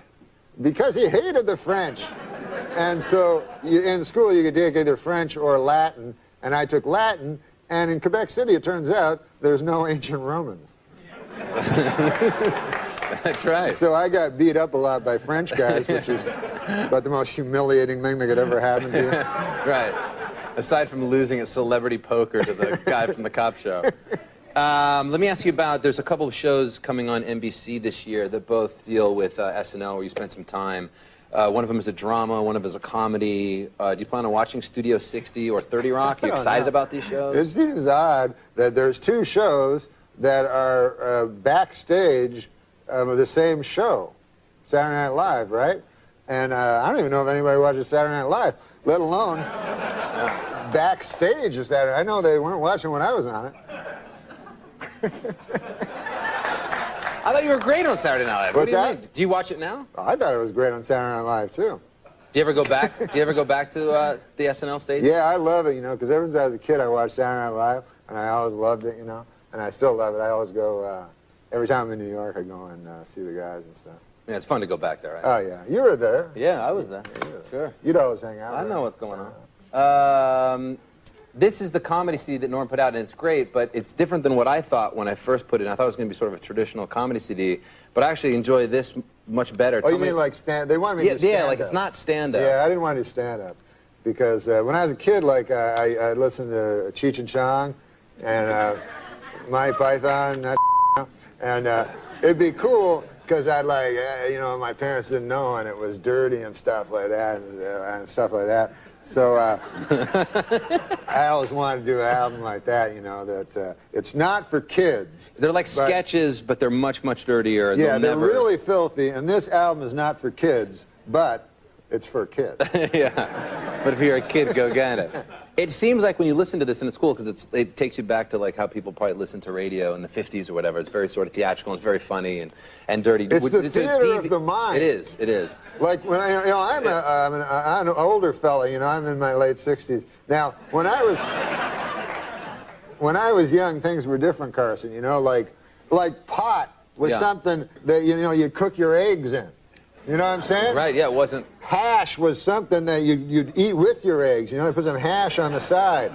You know what I'm saying? Acid, you know, was something that you'd, you know, throw in a guy's face if he made a pass at your wife. You know what I mean? It's all different. It's all different. When did you grow up? In the 40s? Yeah, I'm an old 68. Ecstasy. You know? What was ecstasy? Ecstasy was that feeling that surged through your body when you threw a bunch of acid in a guy's face. It's all... It's changed. And what I like about this album, like you said... The hidden track. Yeah, it's the hidden track, and then they didn't... Why did you put it as track 13, yet it says hidden track? They told me they'd hide it. It says hidden track. I know, then they put it in. But... That's ridiculous. But the theater of the mind, what I was going to say about it is, what is so great, when I was a kid, we had no TV. We had no TV. We had the radio. Sure. And you see, you had to use your mind. Right. You had to use your imagination. And my dad would collect the kids around and we'd listen to the radio, and we had to use our mind, especially with the hardcore pornography. What show was that? What show is it? Yeah, what show was the name of the show? Yeah, that the family was huddled around in the 30s when you were growing up. I think it was... The porn was being read. I can't remember. And you had to imagine it all. The name of the show? Yeah. Amos and Andy. Yeah,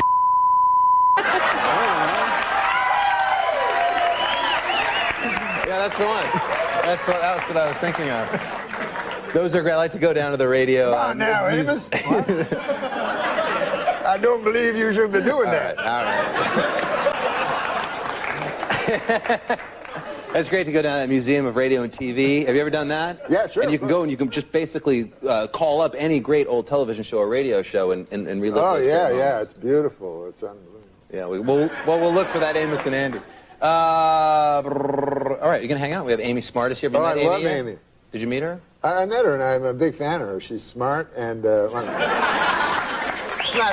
a joke. It's not even on here. The Amy Smart.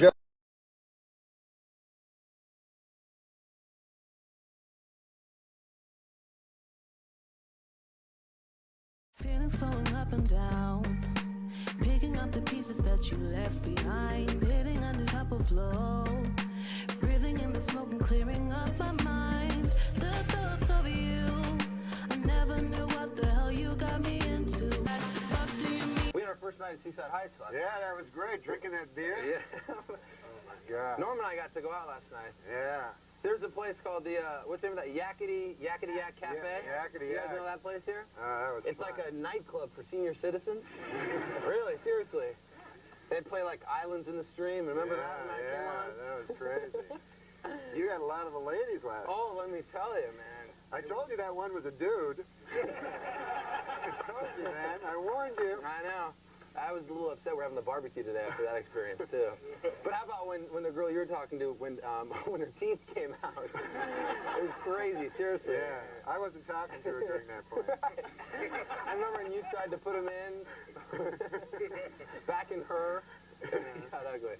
Hey, also, our question of the day is, and Norm's here to talk about Dirty Work, which we're very excited about. Yeah, it's going to be fun. Tell us a little about just the plot of the movie. It's sort of a revenge. It's a movie, yeah. It's a movie about, I play a guy that opens a revenge for hire business. So I get revenge on people that can't think of them themselves. And you actually co-wrote this movie, and, Yeah. and this idea actually stemmed from you just having a fascination about this idea. Yeah, I love the idea of revenge, yeah. Certainly. Our question of the day is, what's the best way you've gotten revenge? So if you're here hanging out with us, think of some ways that you've gotten revenge. Do you have any ways that you can think of in your own real life that you've... Well, this wasn't my idea, but my buddy did it when we were in college. We sent these dudes at this fraternity that we didn't like a big bunch of donuts, right? And then they ate the donuts, and then underneath the donuts we had a Polaroid of me and my buddy with the donuts on our... That's good. How come we didn't write that into the movie? We did. They wouldn't let us do it. All right, you know, we're gonna show you a video right now. It's actually a breakthrough videos from Madonna. Part of this was shot in our New York studio in Times Square. You can check it out. Here is Jonas Ackerman directed this video, who did Smack My Bitch Up from Prodigy. If you haven't seen it, it moves rather fast. Check out Madonna right now. Here's Ray LA.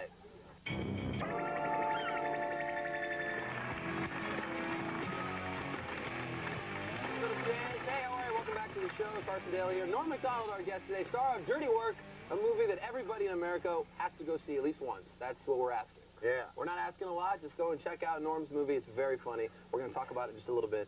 We've actually started yesterday, since Norm's going to be on the show with us all week long, kind of hanging out. When you came out yesterday, you didn't look like you were in the real beach attire. Right, I've gotten a little more. You're working your way. I had a sweatshirt yesterday, now I have a T-shirt. But we're taking up a collection fund, too, of everybody here. So by the end of the week, maybe we'll get you in a skivvy. Yeah. So this is the Norm MacDonald Skinny White Ass Fund. There it is. Sorry, Ski. You got that? We have about 14 bucks in it now, so I'll pass it around. If you guys want to see Norm in a, like a thong by Friday, then drop some money. Some of the ladies put some money in, too. Put money in there, for Christ's sake. Stop taking the money. Hey, how are you? It's Tuesday. That means there's some new music in stores. Part of the grassroots movement in the Bronx, and it's happening. Norm MacDonald, everybody, hanging out with us.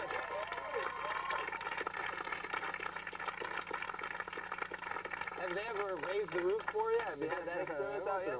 That's pretty cool. I love that band better than Ezra, by the way. Do you really? But you know what band I don't like? Which one don't you like, Norm? Ezra. They're not as good. You said you'd rather play Frogger than have sex. Oh yeah, well you have to know Frogger, you know, it's a game. It's an arcade game where a little frog has to go across the river. Yeah. And they have like little logs that he has to, and sometimes the log's a crocodile and tries to eat him. You're like totally into that? Yeah, I like a lot of things better than sex. I don't care for sex that much. See, that's the thing with me too, because I'm totally bored. I don't have any. What's the matter? Yeah, it hasn't like gotten better over the centuries. You know, it's always the same thing. It's very like I had sex when I was a young man, and then I had it for a while, and then I realized it's kind of always the same thing. You know. There's only a few things you can do. You can go like this and then over, you know what I mean? You go, I'll do this for a while and then... Do you think that we're being drugged by the government to lose interest in sex? Oh, no, I just think it's a thing that, like, you know, when people go, hey, you know, that guy's he's good in bed, you know? And to me, like, how hard is it? You know? it's not like if you're good in badminton or something, you know, that's a hard thing, badminton. You gotta, and Frogger, you know. But sex, you can figure it out in like 10 minutes, you know. Yeah, and like goats do it and stuff. You know, like goats and pigs and stuff all do it, so how special can it be? Exactly. Show me a goat that can get past the 3rd level of frog. That's right, Nora. That's right. You bring a girl home or a friend over and there's no place for... What? I don't have sex with girls or men. Wait a minute. Norm MacDonald. Norm, you're a sexy dude. Yeah, but I don't have... And you never go out trolling and no girl... Had sex. Well, I realize you're not a virgin. You've got a kid. No. When's the last time you had sex? Probably 10 years ago. Shut up. Yeah, I have sex. I have sex like by masturbating. Yes. Yeah, but I find sex very repetitive and dull and kind of pointless.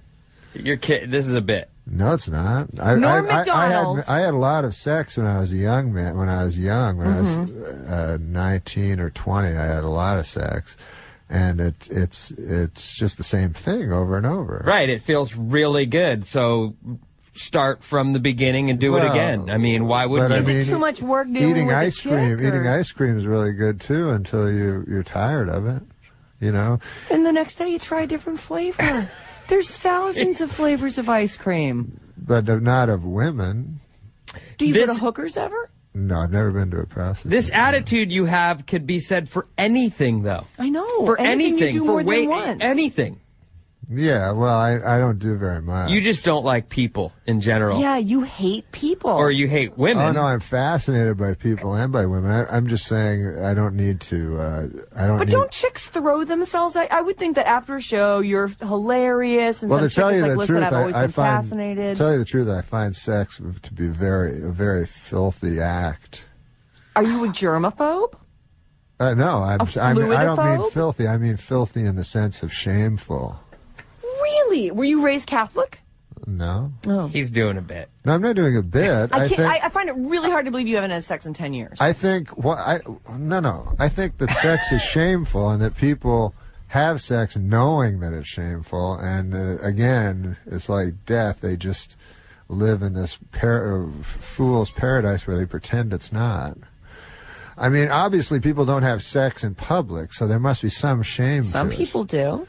But it's because you don't want to be caught in that compromise. You know, you're not exactly at your most attractive when you're having sex. There's all these.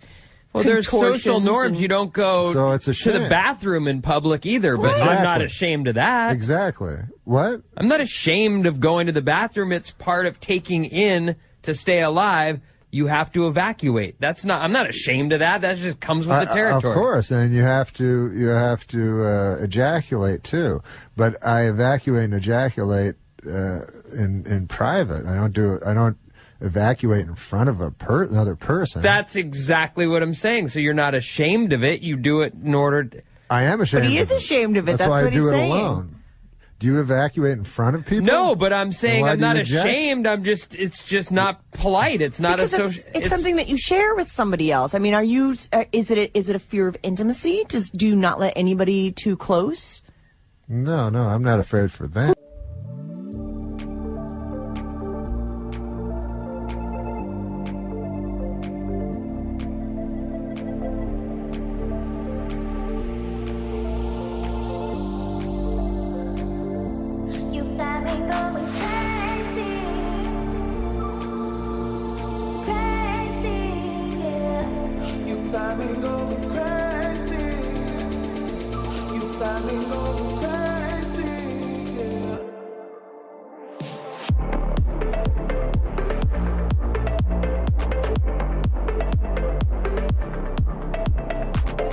Now, what was this thing they did on Extra about you and Elle McPherson? You guys had an affair or something? No, that was all nonsense. Was it? Yes, yeah, sure. He's a married man. You know, right. She came to the show, and she's like very flirtatious to everybody. Right. So then somebody started this crazy idea that... and she's very bright, so you get attracted to a very smart woman who's good-looking, right? She's bright? I'm just kidding. Oh. No, right. So you're saying that Elle McPherson was on the show as a guest. She's a gorgeous woman. She's beautiful. Well, yeah, I guess, but I don't have like, I'm not like you. I don't have like a real high sex drive. Right. You don't really? No, not at all. Well, that's something to advertise. Yeah. So she was flirtatious, and were you like sort of being flirtatious with her? You had to be attracted to her. No, I wasn't attracted. At all? I'm not attracted to like girls that much. I used to be when I was young. And you're not gay? Maybe those paint pellets were telling you something, pal. I'm telling you right now. No, when I was young, I used to be. Really? Yeah. Well, you're still a young guy. You do have sex with your wife, don't you? Yeah, I have sex with my wife. Yeah. How often? Like once a week? Well, the thing is, like with my wife, we have sex because we know exactly what to do with each other. But if I was with somebody else, I'd have to, you know. I don't believe this for a minute. No, I'm serious. I've never met a guy who said this. But how often do you have sex with your wife? I've never met a guy who says your sex life doesn't, your sex drive doesn't, you don't have a low sex drive. Yeah. There's just no way. Does he masturbate? Do you masturbate? Oh, yeah. You do. So then you have a high sex drive. For myself. No. So when Elle McPherson is running around in a little short skirt and she's looking gorgeous, don't tell me you're not thinking about doing her. And don't, I mean, no, you are. I swear to God, I'm not. I think, Really? No, I've been to the doctor about this. Really? Yeah, You've gone to a psychiatrist? No, a physical doctor. Because you're saying, hey, I don't get aroused that much. A urologist, yeah. Really? Yeah. But wait a second. Mentally, you get aroused, right? Is he having trouble? Are you having trouble getting aroused? I'm telling you, you're gay. No. Wait a second. You're telling me. No, I can masturbate as much as anybody. Okay. No, not as much as me. Yeah, believe me, don't take that challenge. He has more free time, I bet. Wait, Norm, I don't understand something. What? You went to a doctor, you said, hey, what's with me? I'm around Elle McPherson and I'm not getting aroused. No, I didn't mention her. Yeah, but and you start to get concerned that, hey, why am I not getting aroused around these beautiful women? Yeah, because I used to always get aroused all the time, no matter what. Like I could see a giant fat woman, like part of her ass. Right, and you get excited by that. Yeah. Are you on medication of any kind? No. I just now I'm just. Do you need that testosterone patch or something? Yeah. What's that? Yeah, it makes you more masculine. Oh, yeah. You know what I mean? But then your hair falls out. Yeah, you got to be careful about that. Yeah. Wait, explain something to me. What's are that? you putting me on or are you being serious? No, I'm serious. You're being serious. It's hard to tell him. You're saying, no, I think he's a straight ahead kind of guy. Oh, I'm serious. You know, I mean, I've only met Norm once, but. I would love to talk to the doctor. Right. Well, actually, I met you twice. I met you backstage at Letterman, too. So, you're telling me, let me get this straight. Yeah. You got concerned because you were around a lot of beautiful women and suddenly you weren't getting as many erections as you used to. Right. You go to the doctor, he checks out your weenie. Oh, he checked out my prostate. Right. And was anything wrong? Was anything wrong? The only wrong thing, yeah. Well, no, really. There was nothing wrong. Nothing. He said, like, can you masturbate? Same thing we asked. Yeah, so I go, yeah, sure, I like doing that. Right, so, and your wife and you have sex, what, once a week? I have sex. Wait a minute. So, Norm, what do you think about? What? When you're masturbating? What do you think about? Well, you know, like... Fat woman's ass? No. Like, who do you think? Did you ever think about Elle McPherson? No. Oh, I don't believe that. Who do you think about? I don't think girls about... you just met. I'll tell you something. I can't think about, like, girls that I don't think I could have sex with, because I don't have that good an imagination. Right, it's got to be someone you think you can get. Right, That's how I am. Right. So I sometimes I think of like kind of unattractive girls where I'm right when you're doing stuff. Right. Yeah. Yeah, I do that too though. Yeah. Like sometimes like one of the interns here or something I'll think about because I think that like I could definitely get You ever think about Rosie O'Donnell when you're doing it? Good Lord. No way, right? Name some names. Yeah, name some names of who you think about. You know what Rosie O'Donnell would be good at giving? What? Really wide head. Oh, that's funny. Does Rosie O'Donnell have the biggest head on the planet? Yeah, she really does. How much does her head weigh? Do you take a guess? About her head weight? Yeah. Oh, well, that age-old argument, I'm not going to get into. You're not even going to get into it. Yeah. I see. And she's on the new $100 bill. Did you see her picture? It's pretty wild. Wait a second. Now, this is fascinating because I don't know that much about you. No. Who does he think about? That's what. See, I'm old. You know, I'm like 33 years old. Oh, that's real old. I'm 42, dude. Yeah, well, I mean, gee, I didn't know you were. That's young. But it's still fun, you know. I like having sex with my wife. 33, and how many times a week do you have sex with your wife? Be honest. My wife's very beautiful. Is she? Yeah.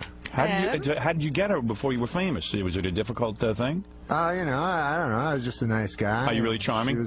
No. Because you're a good-looking guy. I'm not charming, but I'm just, you know, I don't know what I'm doing. Right. And then she didn't know what she was doing, so, you know, we just... You got married, like most people. And you got married, and she's good-looking. She have a nice body and everything? Yeah, she's very pretty. And so what do you get her, like 2 times a week? What's that? What do you get her, 2 times a week? Get her. Yeah, get her. Come on, man. You're not that old that you don't know what that means. 2 times a week's a little much. You know, That's a lot. You see, you're like me. Yeah. And it happens once a week. So I'm laying in bed with my wife yesterday, and I said to her, you know, let's have some sex. She said, Saturday night I'll come visit you at the movie and we'll have sex there. Really? Yeah. She's waiting to come visit Yeah, it's Saturday night. Saturday night is when I get sex. Then I watch you. That's like Archie Bunker or something. I usually get it at 11 o'clock, and by 11:30 we're good. And, we're all cleaned up. We're laying in bed and we're watching Saturday Night Live. That's it. So, yeah. So you have like specific days. Yeah. That's kind of sad. Yeah. Oh, so you do it spontaneously. Spontaneously but every once a week. 3rd year. Right. So you might actually, you don't know when it's going to happen. Boy, that's exciting. It could happen anytime. Yeah, wait another couple of years. You'll be down to a Saturday night. Does your wife at least let you go everywhere on by yourself, or do you have to accompany her everywhere? Go. Like after the show, when you go to this diner, do you have to go with your wife, or do you go by yourself? My wife lives in Los Angeles. Oh, she does? Wow. Oh, that's a great marriage. Yeah. Well, I go back to Los Angeles. I'm only here like when I do the show. Oh, really? But don't you have to be here to write and stuff? Yeah, but that's only 20 weeks a year, and then the rest of the time I'm with my wife and kid. Oh, that's cool. Yeah, that's great. Must you get a nice little break. So you were here alone, and Elle McPherson's coming on to you, and you had a little affair with her. Good Lord, no. I don't know, man. No. You know, he's setting himself up as a challenge, saying it's hard to get him aroused. Women like that. Do you hope each week for an ugly female co-host on Saturday Night Live so that you don't have to fall in love with her? Oh, man. What a... One more thing about your my impression of you that I just recalled. What? I had a chance to meet Johnny Carson because of that impression. Sudden thought, when did sugar diabetes become plain old diabetes? How so? Because Johnny Carson phoned me and he said he loves Larry King and every day he reads the News and Views, which was the impression I did was your News and Views in USA Today. So I had a chance to meet Johnny Carson, which I didn't take. Why? He would tell me stories, you know, he could tell me stories about everybody, you know, that existed ever in life in show business, and then I'd have to go, did you ever meet Chris Kattan? You know, I wouldn't have anything to give back. But he wanted to meet Norm. You missed the. I should have done it. You're weird, Norm. I met guys though. I did an impression of you on Saturday Night Live. You know, your King's Things, bulletin points, and so I did a parody of that on SNL, and I only had to slightly magnify it. This is News and Views. Here's my 2 cents, gang. If you only see one film the rest of your life, it should be Mickey Blue Eyes. I get a call from Johnny Carson, and he wants to meet with me at his office. So I go to his office, it's just me and him. And he pulls out a whole bunch of USA Today's clips, you know, of your column. And he starts reading them. He goes, here, you take some, I'll take some, we'll read them. Just in the office? Yeah, just me and him in the office, both of us doing Larry King impressions. Look at this man compared to Johnny Carson at the time. You know, look at Johnny Carson. Get a picture of him 7 years before he retired. Long, white hair, white beard. He didn't have a white beard. Johnny always looked fantastic. But would you like to hear my impression of Johnny Carson phoning 911 when he had his fatal heart attack? I would. Okay. Okay, you be the 911 operator. Okay. What, I Ding, just say ding. hello? Hello, 911. Yeah, hello? Can I help you, sir? Yes, this is Johnny Carson. Johnny Carson from television? Yes, that's right. Oh, hello, Mr. Carson. Okay. What can I help you with? I don't know. I feel like there's a yak on my chest. You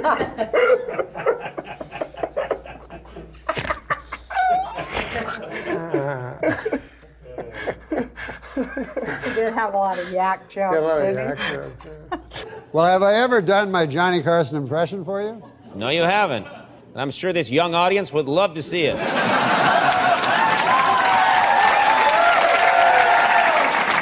you can play along. You can be the 911 operator. This is Johnny Carson when he was having his heart attack. You be the 911 operator. Yeah, okay.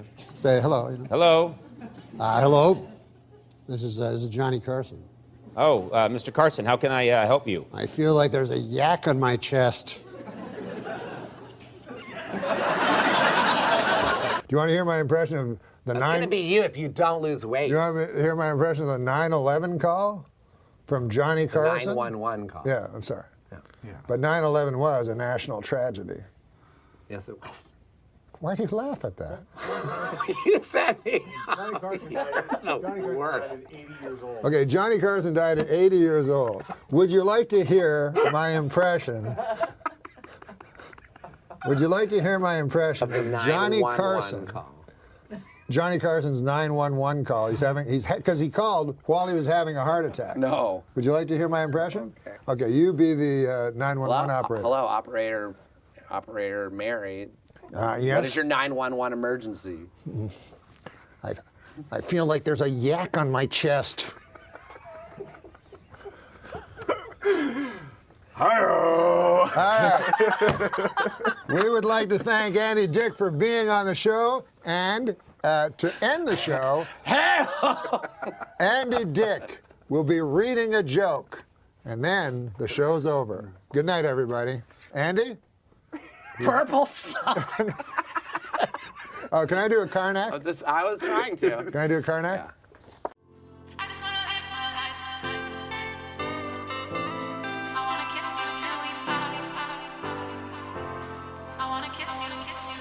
You told me that we should go our separate ways, but now your life without. That's what I was trying. Now, do you know how to be Ed McMahon during this? Well, you have to read. Okay.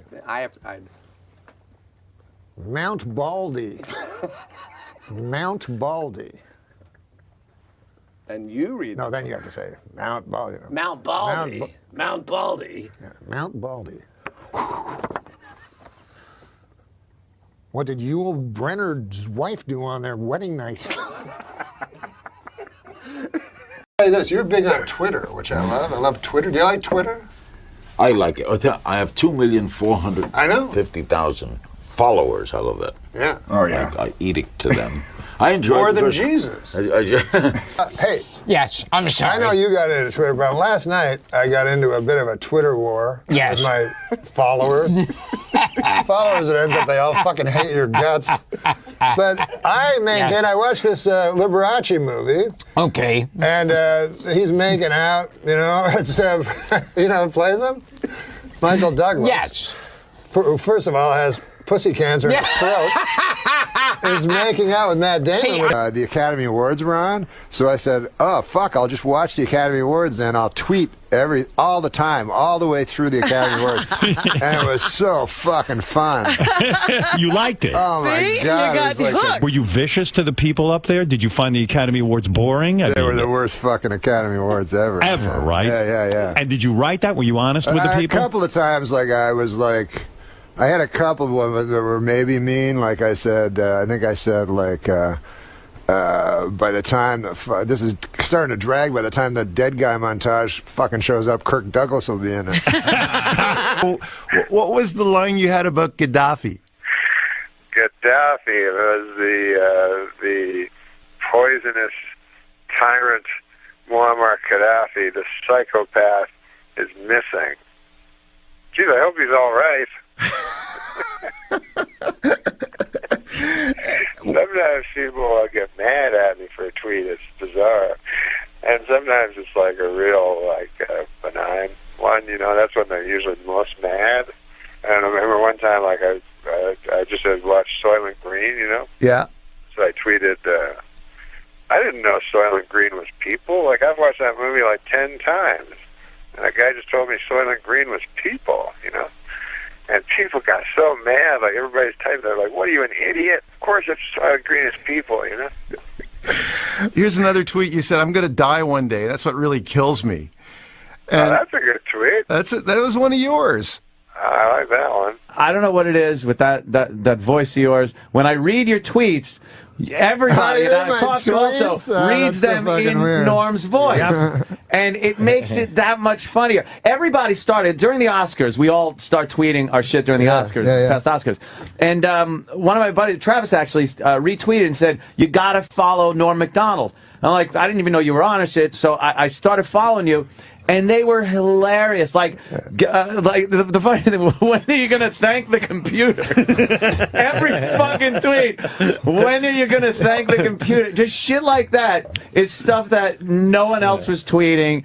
It's out of your mind shit. I just found out about that Twitter shit. It's great, and you got so many followers really quickly, and didn't have to pull a Charlie Sheen with it. It was just funny shit, man. But when you go to hit the send, you fuck for a second. You go wait, like because it's just off the top of your head, and it's right there, yeah. And I don't do drugs or alcohol, thankfully, because I'm sure guys could really fuck up and say bad things. They have.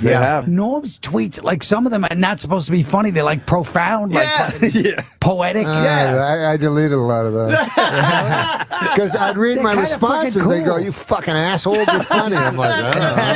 That's just it. You can't stop being like, if you're funny and then you got like a serious comment, like I would tweet some ridiculous shit, but then I'd go like, Obama gave a speech. Let me give a little feedback on what I believe of Obama. You racist, fucking conservative, fucking rich motherfucker. Some people too, fucking think it's serious. Like I tweeted one that I said something, I don't know. I said like my father was brutally murdered last week, and it's only now I can look back and laugh. And then these people would fucking answer.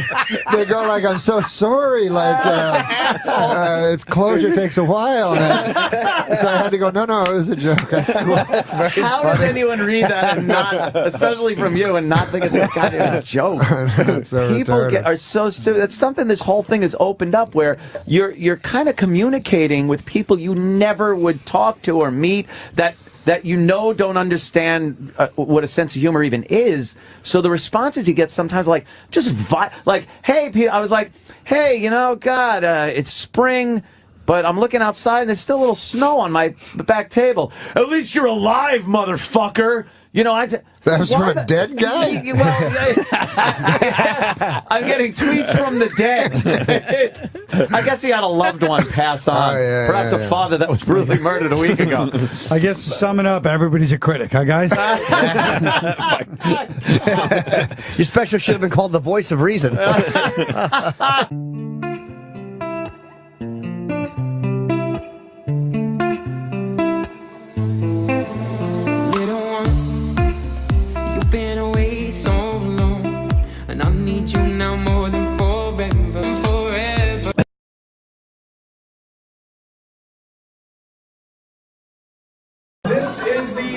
This is the Twitter award for Best Hall of Famer.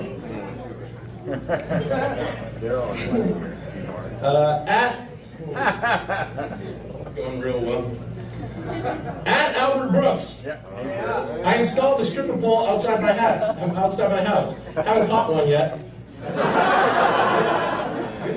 Steve Martin to go. OMG, President Lincoln has been shot. Wait, whoa, my internet connection is so low.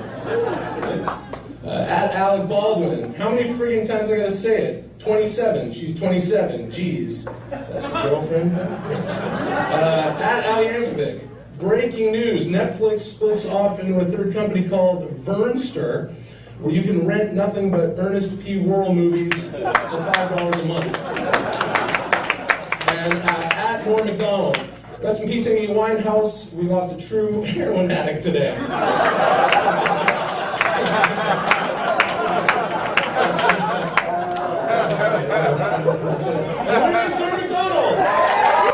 Hey everybody, it's me, Norm. I couldn't be with you tonight because I'm on location in Spain, where I'm tweeting. In Madrid, Spain. If that's a city that's in Spain, then that's where I am. And but I'd like to thank National Lampoon for the good people there, what did they do? They took a once great franchise and burned it asunder. So I'd like to thank them, and I'd like to thank everyone that helped me win this award, except there aren't any, because it was just me and a computer. I would like to thank the computer. What else? Let me think. It's pretty cool, you know, how far technology has come. Like you people are probably saying right now, hey, look, Norm has hired an entire film crew in Spain, and now he has filmed himself at great expense and has sent the reels over to the United States, and now, but no, you could not be wronger. I am doing this on a telephone. What make you of that? I know, you're saying, hey, Norm, that cannot be right. A telephone is used for telephoning. People take a telephone and they telephone other people and they say, what time is it there? Where you are with your telephone, because it's not the same time here. But that is just the sort of Philistine pig ignorance I've come to expect of you animals. The fact is, welcome to the future. That's all I can say. Welcome to the future. And I myself love Twitter. I follow everybody, you know. I follow Shelby Firo, who, you know, who has her amusing, is angst a word? I've heard that word before. And I direct messaged her once. That's a true story. And she direct messaged me back. And it was either her or Chris Hansen. Who knows nowadays? But you can find anybody on Twitter. And I enjoy Eddie Pepitone and his tweets, which look to me to be the longest suicide note in history. But thank you for the award. And God damn, I'm telegenic.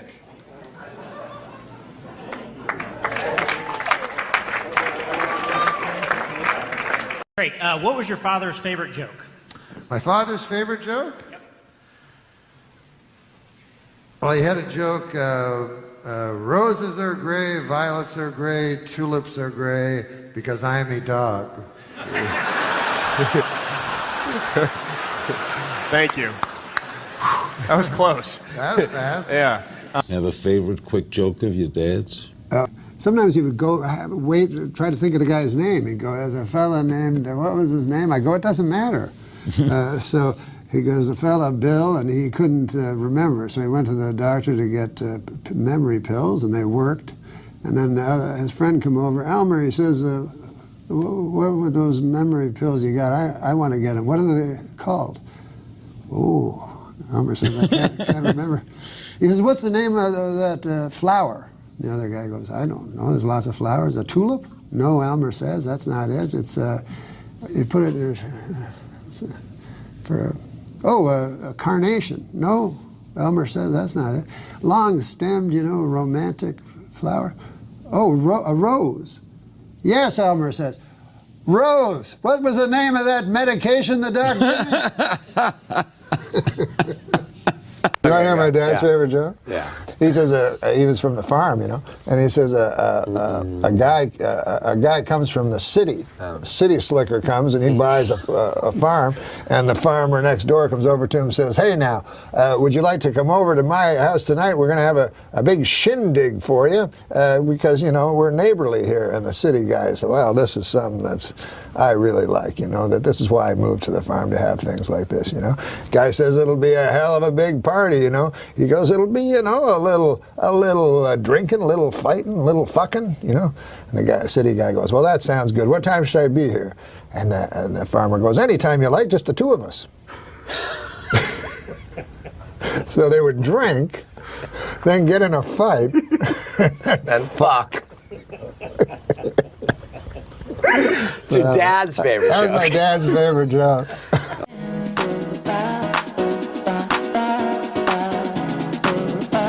Connected to our senses.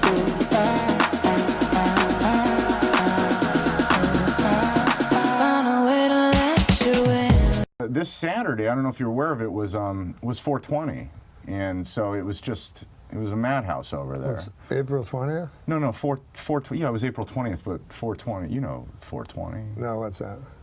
How do you not know? You've never heard of 420? No. Well, it's a big deal. I mean, it's real popular in the culture right now, and everybody's wearing 420 shirts, and you see 420 bumper stickers, and everyone's talking about it. 420 is a code term used primarily in North America that refers to the consumption of cannabis, and by extension, a way to identify oneself with cannabis subculture. Observances based on the number 420 include smoking cannabis around the time 4:20 p.m. as well as on the date April 20th. No, that's not what mine says.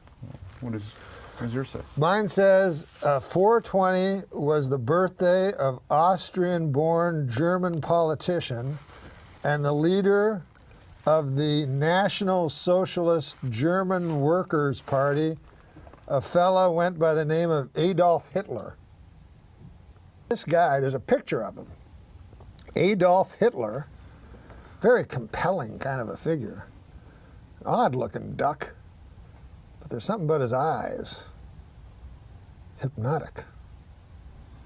People always fucking want to murder Hitler with their time machine, right? But then I feel if I got back there, I'd be afraid of falling under the spell of his fucking beautiful eyes. It's true. Anyway, a widely discussed story says that a group of teenagers in San Rafael, California, used the term in connection to a fall 1971 plan to search for an abandoned cannabis crop that they had learned about. Huh? His eyes are almost entirely black. Hold the fort. He hated Jews. These guys, they plan to meet precisely. You know what he reminds me of? Huh. Dave. My best Your friend buddy. Dave. Yeah, I know Dave. That guy hates Jews. He sure does. I hear about it all the time. I'm thinking of breaking up our friendship. It's probably a good idea.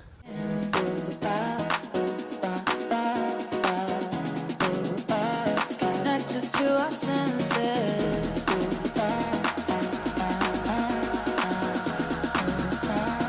Found a way to let you that we share. You know what? I'm sick of these kind of characters. I think we should kill Hitler. Me and you go suicide, kill him. Yeah, it's like died 50 years ago, Did probably. he? I didn't Yeah. even know he was sick. He wasn't. Well, no, that's fine. I wish I could find a Hitler of today and go kill him.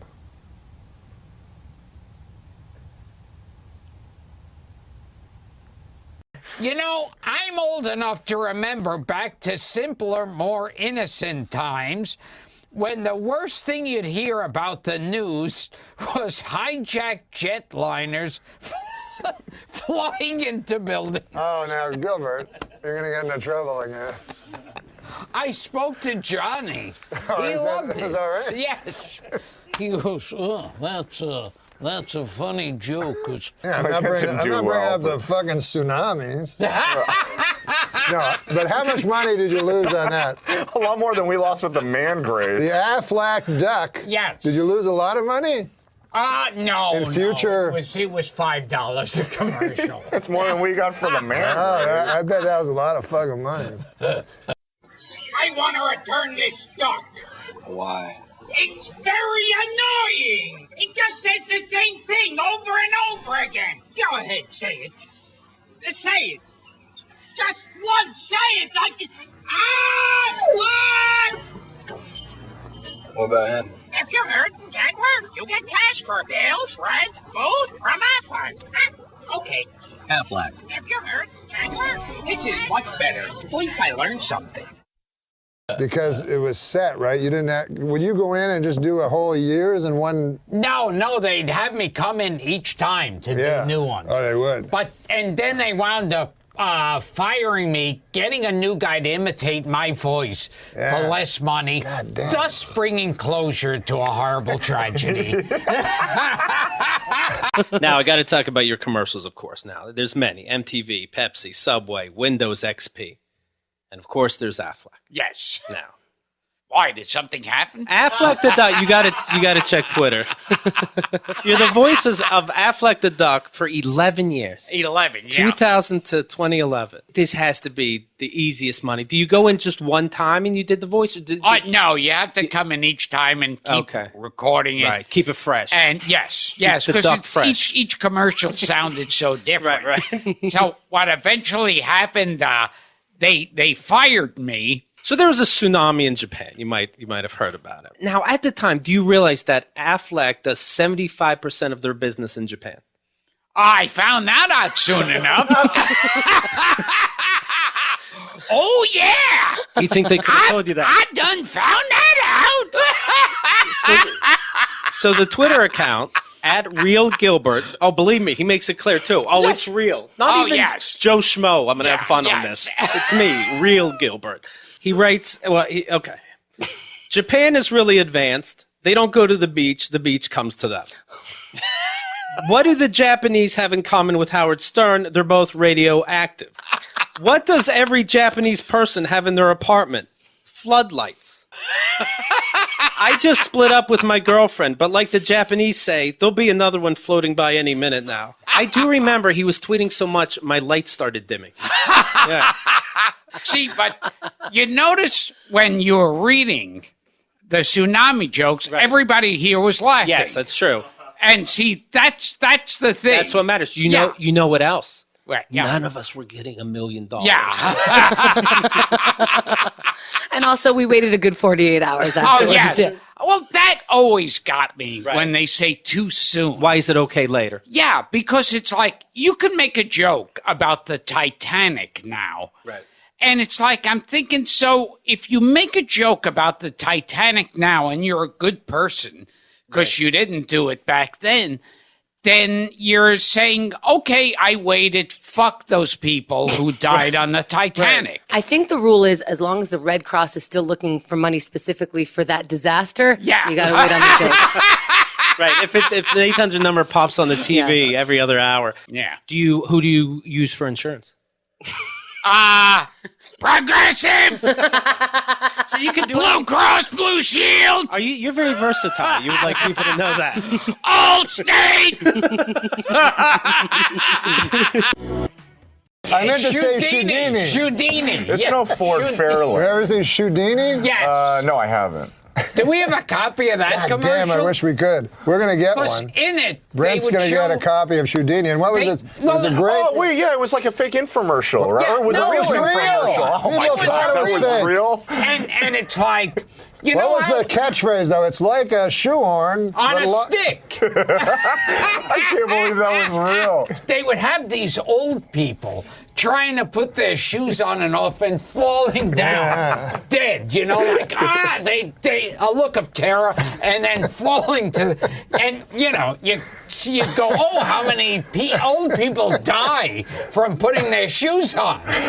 And some people, if you're cynical, you might go, well, why don't they sit in a chair when they put their shoes on? But it's just, your shoes on is a backbreaking chore. One wrong step, you could end up on the floor. And trying to get them off can hurt even more. Well, now they Shudini, the world's first shoehorn that lets you get your shoes on and off with ease. Shudini has a telescoping handle that gives you the reach you need so you can slip your shoes on without bending over. And unlike regular shoehorns, Shudini has a patented grip clip that holds your shoe in place while you take it off. Just slide it in and slip them off. Shudini works with all your shoes. You can even use them on sneakers. And just look how easy it is to put on and take off dress shoes. shoes even when they're laced up. No more wrinkled clothes trying to get your shoes on. No more scuffing and damaging your shoes trying to get them off.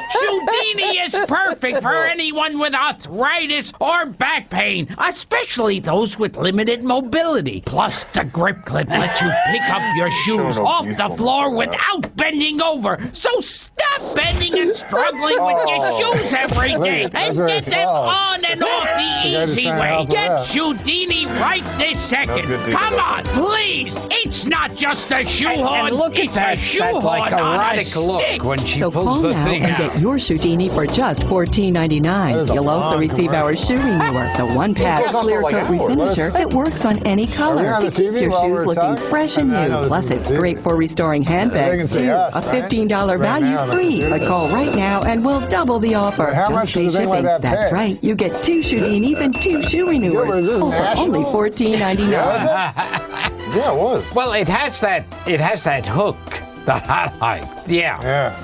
But seriously, what does something like that pay? That wasn't bad. Yeah.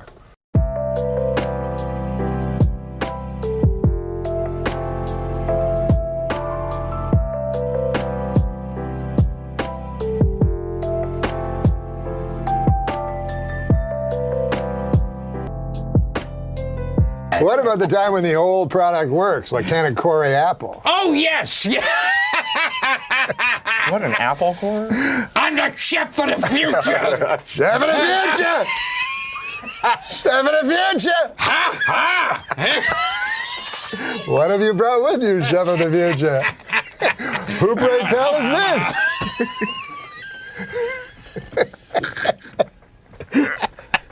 I envy you because you have, obviously, you're a more enlightened person. See, I think of sex as a shameful, filthy act. Catholic, are you? No. Oh, where have you picked this up? I grew up that way, and On the farm, watching animals doing it in rural Canada. Sow. A moose being Sow. ransacked against Sow. some timber. Sow. Sow, a sow. Sow. They, listen. You were pig farmers. They're not gracious creatures when it comes to conjugal matters. I've recently had an Worst interaction. oral sex you could imagine. Horrible gums, sort of yellowing molars. I would never engage in sex with anything porcine. I see once, I went round a friend's house, they had a pig, they thought it was an angle. I go, it's like, they goes, oh, the pig's coming out, and I could hear it. So this sort of desperate respiratory announcements preceded its arrival. It come out, blind it was, shuffled out at me, and they went, with a pig, and you'll know this being from the world of pig farming, they said never take a step back once that pig comes out, otherwise the pig owns the hierarchical status between the two of you. In fact, take a step towards the pig. Never did I deny my nature more, I'm a vegetarian, than stepping towards this unholy looking creature. It is. I did it anyway. It is an unholy creature, for God's sakes. Jesus threw the demons in them and let them go over the cliff. Jesus thought that they were simply a receptacle for demons. And then even then, get them over a cliff. It wasn't like let them live in the barnyard full of demons. Got rid of them, executed them. So for me, I got no... as a vegetarian, I love all of the animals, but pigs... I will tell you my idea about vegetarian. First of all, let me say, I once saw a video, and I don't search out these videos, but you know when guys show them to you? They go, you'll want to see this, and you're like, Jesus. And then there's no one seeing it, you know. But it was a guy having, it was a pig having sex with a lady. I've seen that. And they have prehensile penises, don't they? They do. Like corkscrews. It's like their penis is its own independent entity trying to get away from the pig, which all of us can identify with. Ghastly little But creature. I felt sorry for the pig, because here's the pig having sex with a beautiful woman, then they throw him back in the sty, you know.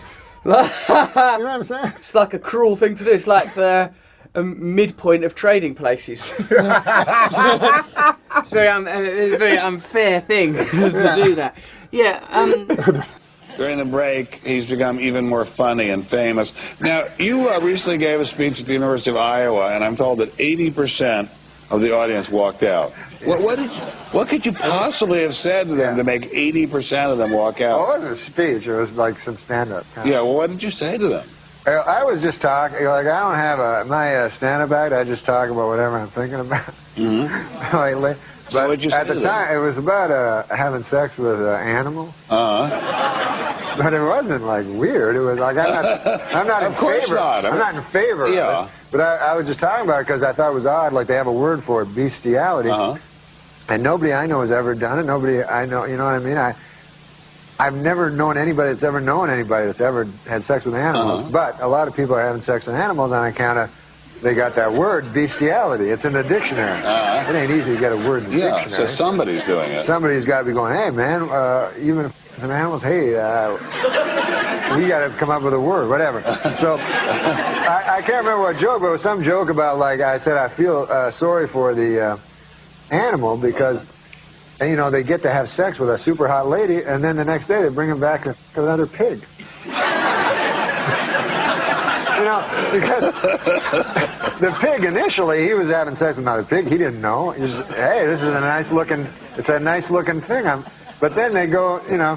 And then I also said I feel sorry for. Imagine if you watch one of those video, you know, of a guy, a pig having sex with a woman, and then you recognize that, hey, isn't that woman that wouldn't go out with me?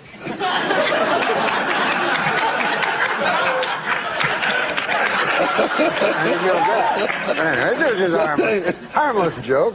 Yeah, Ralph Bellamy would do.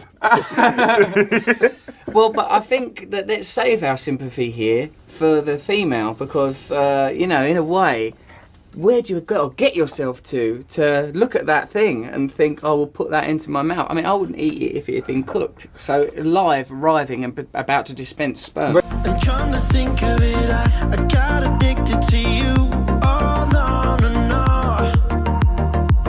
And come to think of it, I need somebody like you. Oh, no, no, no. I need someone like you. But a human being, I think anything that you do But sexually... what do you think is wronger? Wrong. More wrong. What do you think is more wrong? Having sex with a child, human being, or an adult pig? Like, you've got to do one. That's the You got to options. do one, yeah. You're on a deserted It's island. not me, it's some hypothetical You're person. on a deserted Russell island Brand, with a single elevated. tree. It's You're not on a- me, it's this person called Doug. Yeah, right? yeah, Doug exactly. is on this island. Doug Ugh. is on a deserted Doug island. probably went there because he likes both of these options. Yeah. He swam there. What? There's an island with a pig and a kid. How do I get there? Swam there with an erection, using his penis like a killer whale tail, lashing his way to the island. How old are you? Well, hold on a minute. That's non sequitur. What kind of erection do you have? Hold on a second. Mine's marvelous. But let's say Because mine is bendy. I do it with look. I won't have sex with a child because I think the pig may not be as bothered as a child. I think it could have huge psychological impact on the child. So out of compassion, I would advise Doug to do it with the pig and to leave the child alone because of the potential psychological impact. Even though the child's on a bloody island anyway, that's going to mess him up, all that Robinson Crusoe crap. But I wanted to see if you wanted to say something about our friend Norm MacDonald, who passed away. Oh my funny. God. And there was no one funnier. Brilliant Canadian, you know. And tonight, the Lifetime Achievement Award will be presented to Mr. Martin Short.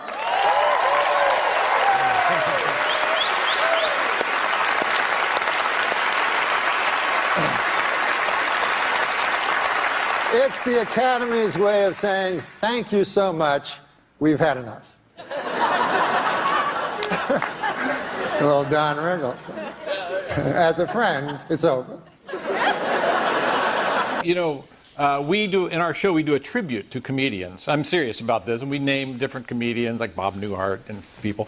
And we do a tribute to Norm MacDonald, and we use one of his lines. We say, and this is one of his lines, he said, there's only two categories of cliff diving, grand champion and stuff on a rock.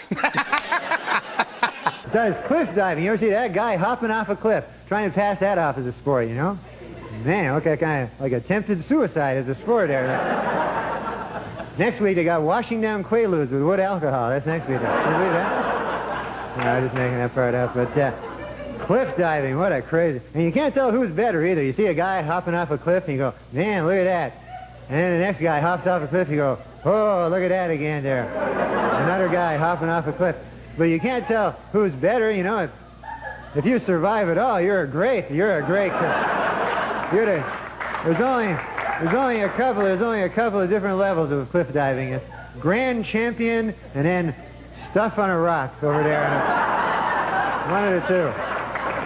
It's tough. It's a kind of a thing. But I really think that in comedy particularly, the originals stand out the most, and they stay with us long after they're gone. And there was no one more original than Norm Macdonald. Yeah. There was no one who did his style.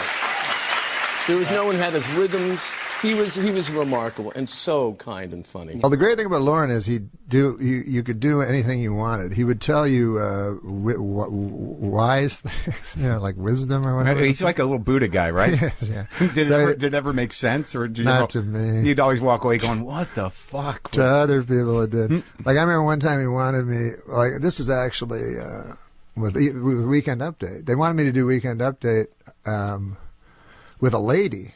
Yeah. Like two of us. Mm-hmm. And I was like, that sounds like shit. I don't want to fucking, that sounds like shit. I'm like, if there's a lady and a dude, like, what are we making fun of local news? What the fuck is that? He's like, no. He's like, you'll be, he had some crazy, he goes like, I think he liked me because I didn't understand what he was talking about all that. And he goes like, you'll be Fred Astaire and she'll be Ginger. You'll give her the sex, a comedy, and she'll give you the sex. And I was like, the dancers? What? I didn't know what he was fucking talking about. Yeah. So anyways, I go, I don't want to fucking do it with a lady. Let Franken do it. Yeah. So Franken was going to do it? Yeah, it was Franken, me, or somebody else. So I didn't care that much about it. So because I could just do stand up. But anyways, what happened was funny. Like Steve Martin walked in because he was hosting. Yeah. And Lauren, to embarrass me, went, let's see what Steve thinks about it. And Steve Martin doesn't give a fuck about anything. So, but he goes, Norm wants to with the lady, but he thinks, and he does this big long spiel, and Steve Martin's completely uninterested. Been dragged into something he wanted no part of. But luckily, he fucking just said out of the blue, he goes, oh, fuck. He goes, I did this award show with some broad, and they paired me up with her, and she fucked everything up. Like, I guess they stuck him or something. Yeah. So then Lauren goes, there's some support from an unexpected place. And that's how you got the solo update? Yeah, Steve Martin, because he was such a hero to Lauren. You had a bad experience with an award show, and you get to run the solo on the update? Yeah, it was awesome. That's a fucking good moment. But I would have been in big trouble with a lady. But then later they did it with a lady and a dude. Because he kept saying, remember, because I know Saturday Night Live, like all of us, right? Yeah. And he was like, remember Jane and Dan? And I was like, that was shit. Like, I remember Jane, you ignorant slut. Right. But I also remember all the rest of the fucking shit. Like, he had a hat on and pretended to be from they played characters. Yeah. And I was not interested in that because Dennis kind of changed it to Dennis Miller where you do jokes. Where you do jokes. And you're not doing a parody of a fucking... And finally, comedy legend Jerry Lewis. Joy and a thrill and all good stuff it is to be here. It's super duper. Good luck. And we're going to need it. All three of you. The answer is John Travolta learned how to dance for this 1977 hit movie. Mr. Lewis. If I remember correctly, Alex, that would be Dancing for Ladies! I had to go for it. No. That is incorrect also. What is Saturday Night Fever? Oh. The answer is Popeye is this sort of man. Mr. Lewis. I got the answer, Alex. You want the answers? It's simple. They're terrified of a perfectionist. They being the people who are running the studios this week. Jerry Lewis has wandered off somewhere. Let's see if he had anything. Apparently his answer was an outline of half of his hand. And he wagered the other half of his hand. That's beautiful. Well, I'd like to thank all of our celebrities for joining us this evening. I was in the little boy's room. Oh, boy, I didn't mean to do that. The sketch that you got on the air, and you say in your book, hey, I didn't originate this sketch. I kind of stole this sketch with permission. But the famous Jeopardy bit. Yes, Jeopardy sketch. Where you played Burt Reynolds, and you say Will Ferrell was key to that sketch because he played such a great Jeopardy host. Yes. But that thing was one of the most popular sketches, and you pitched that, but you admit in your memoir that, hey, that's something I got from SCTV. Yeah, yeah. And I waited till Martin Short was a guest on the show, and I pitched it and said, can we do the Jeopardy thing? Yeah. They did a sketch on SCTV when I was a child called Halfwits, and it was it even Alex Trebek was in the sketch because he was a Canadian, and it was. It was just these kids. It was when two schools would fight each other, and so it was real stupid. So I always loved that show, and I said, Celebrity Jeopardy, they always ask such easy questions, and the celebrities are all so stupid. It would be great to do it. Unfortunately, they've already done it, and I feel like I shouldn't just steal a sketch. Right. So when Mr. Short came to do the show, who later became my friend, I said, who wrote that sketch? And he said, Eugene Levy. And I said, maybe we could phone him, and get permission. Get permission. And so he said, yeah, we'll do a conference call. And I said, no, I'll phone, I'm a man, Yeah. So I phoned Eugene Levy, and I asked him, I told him the whole sketch. I said how much I loved the first one, and I asked permission, and he was kind enough to give it to me. There was no better show than that SCTV. That was unbelievable, God, right? It was amazing. Unbelievable.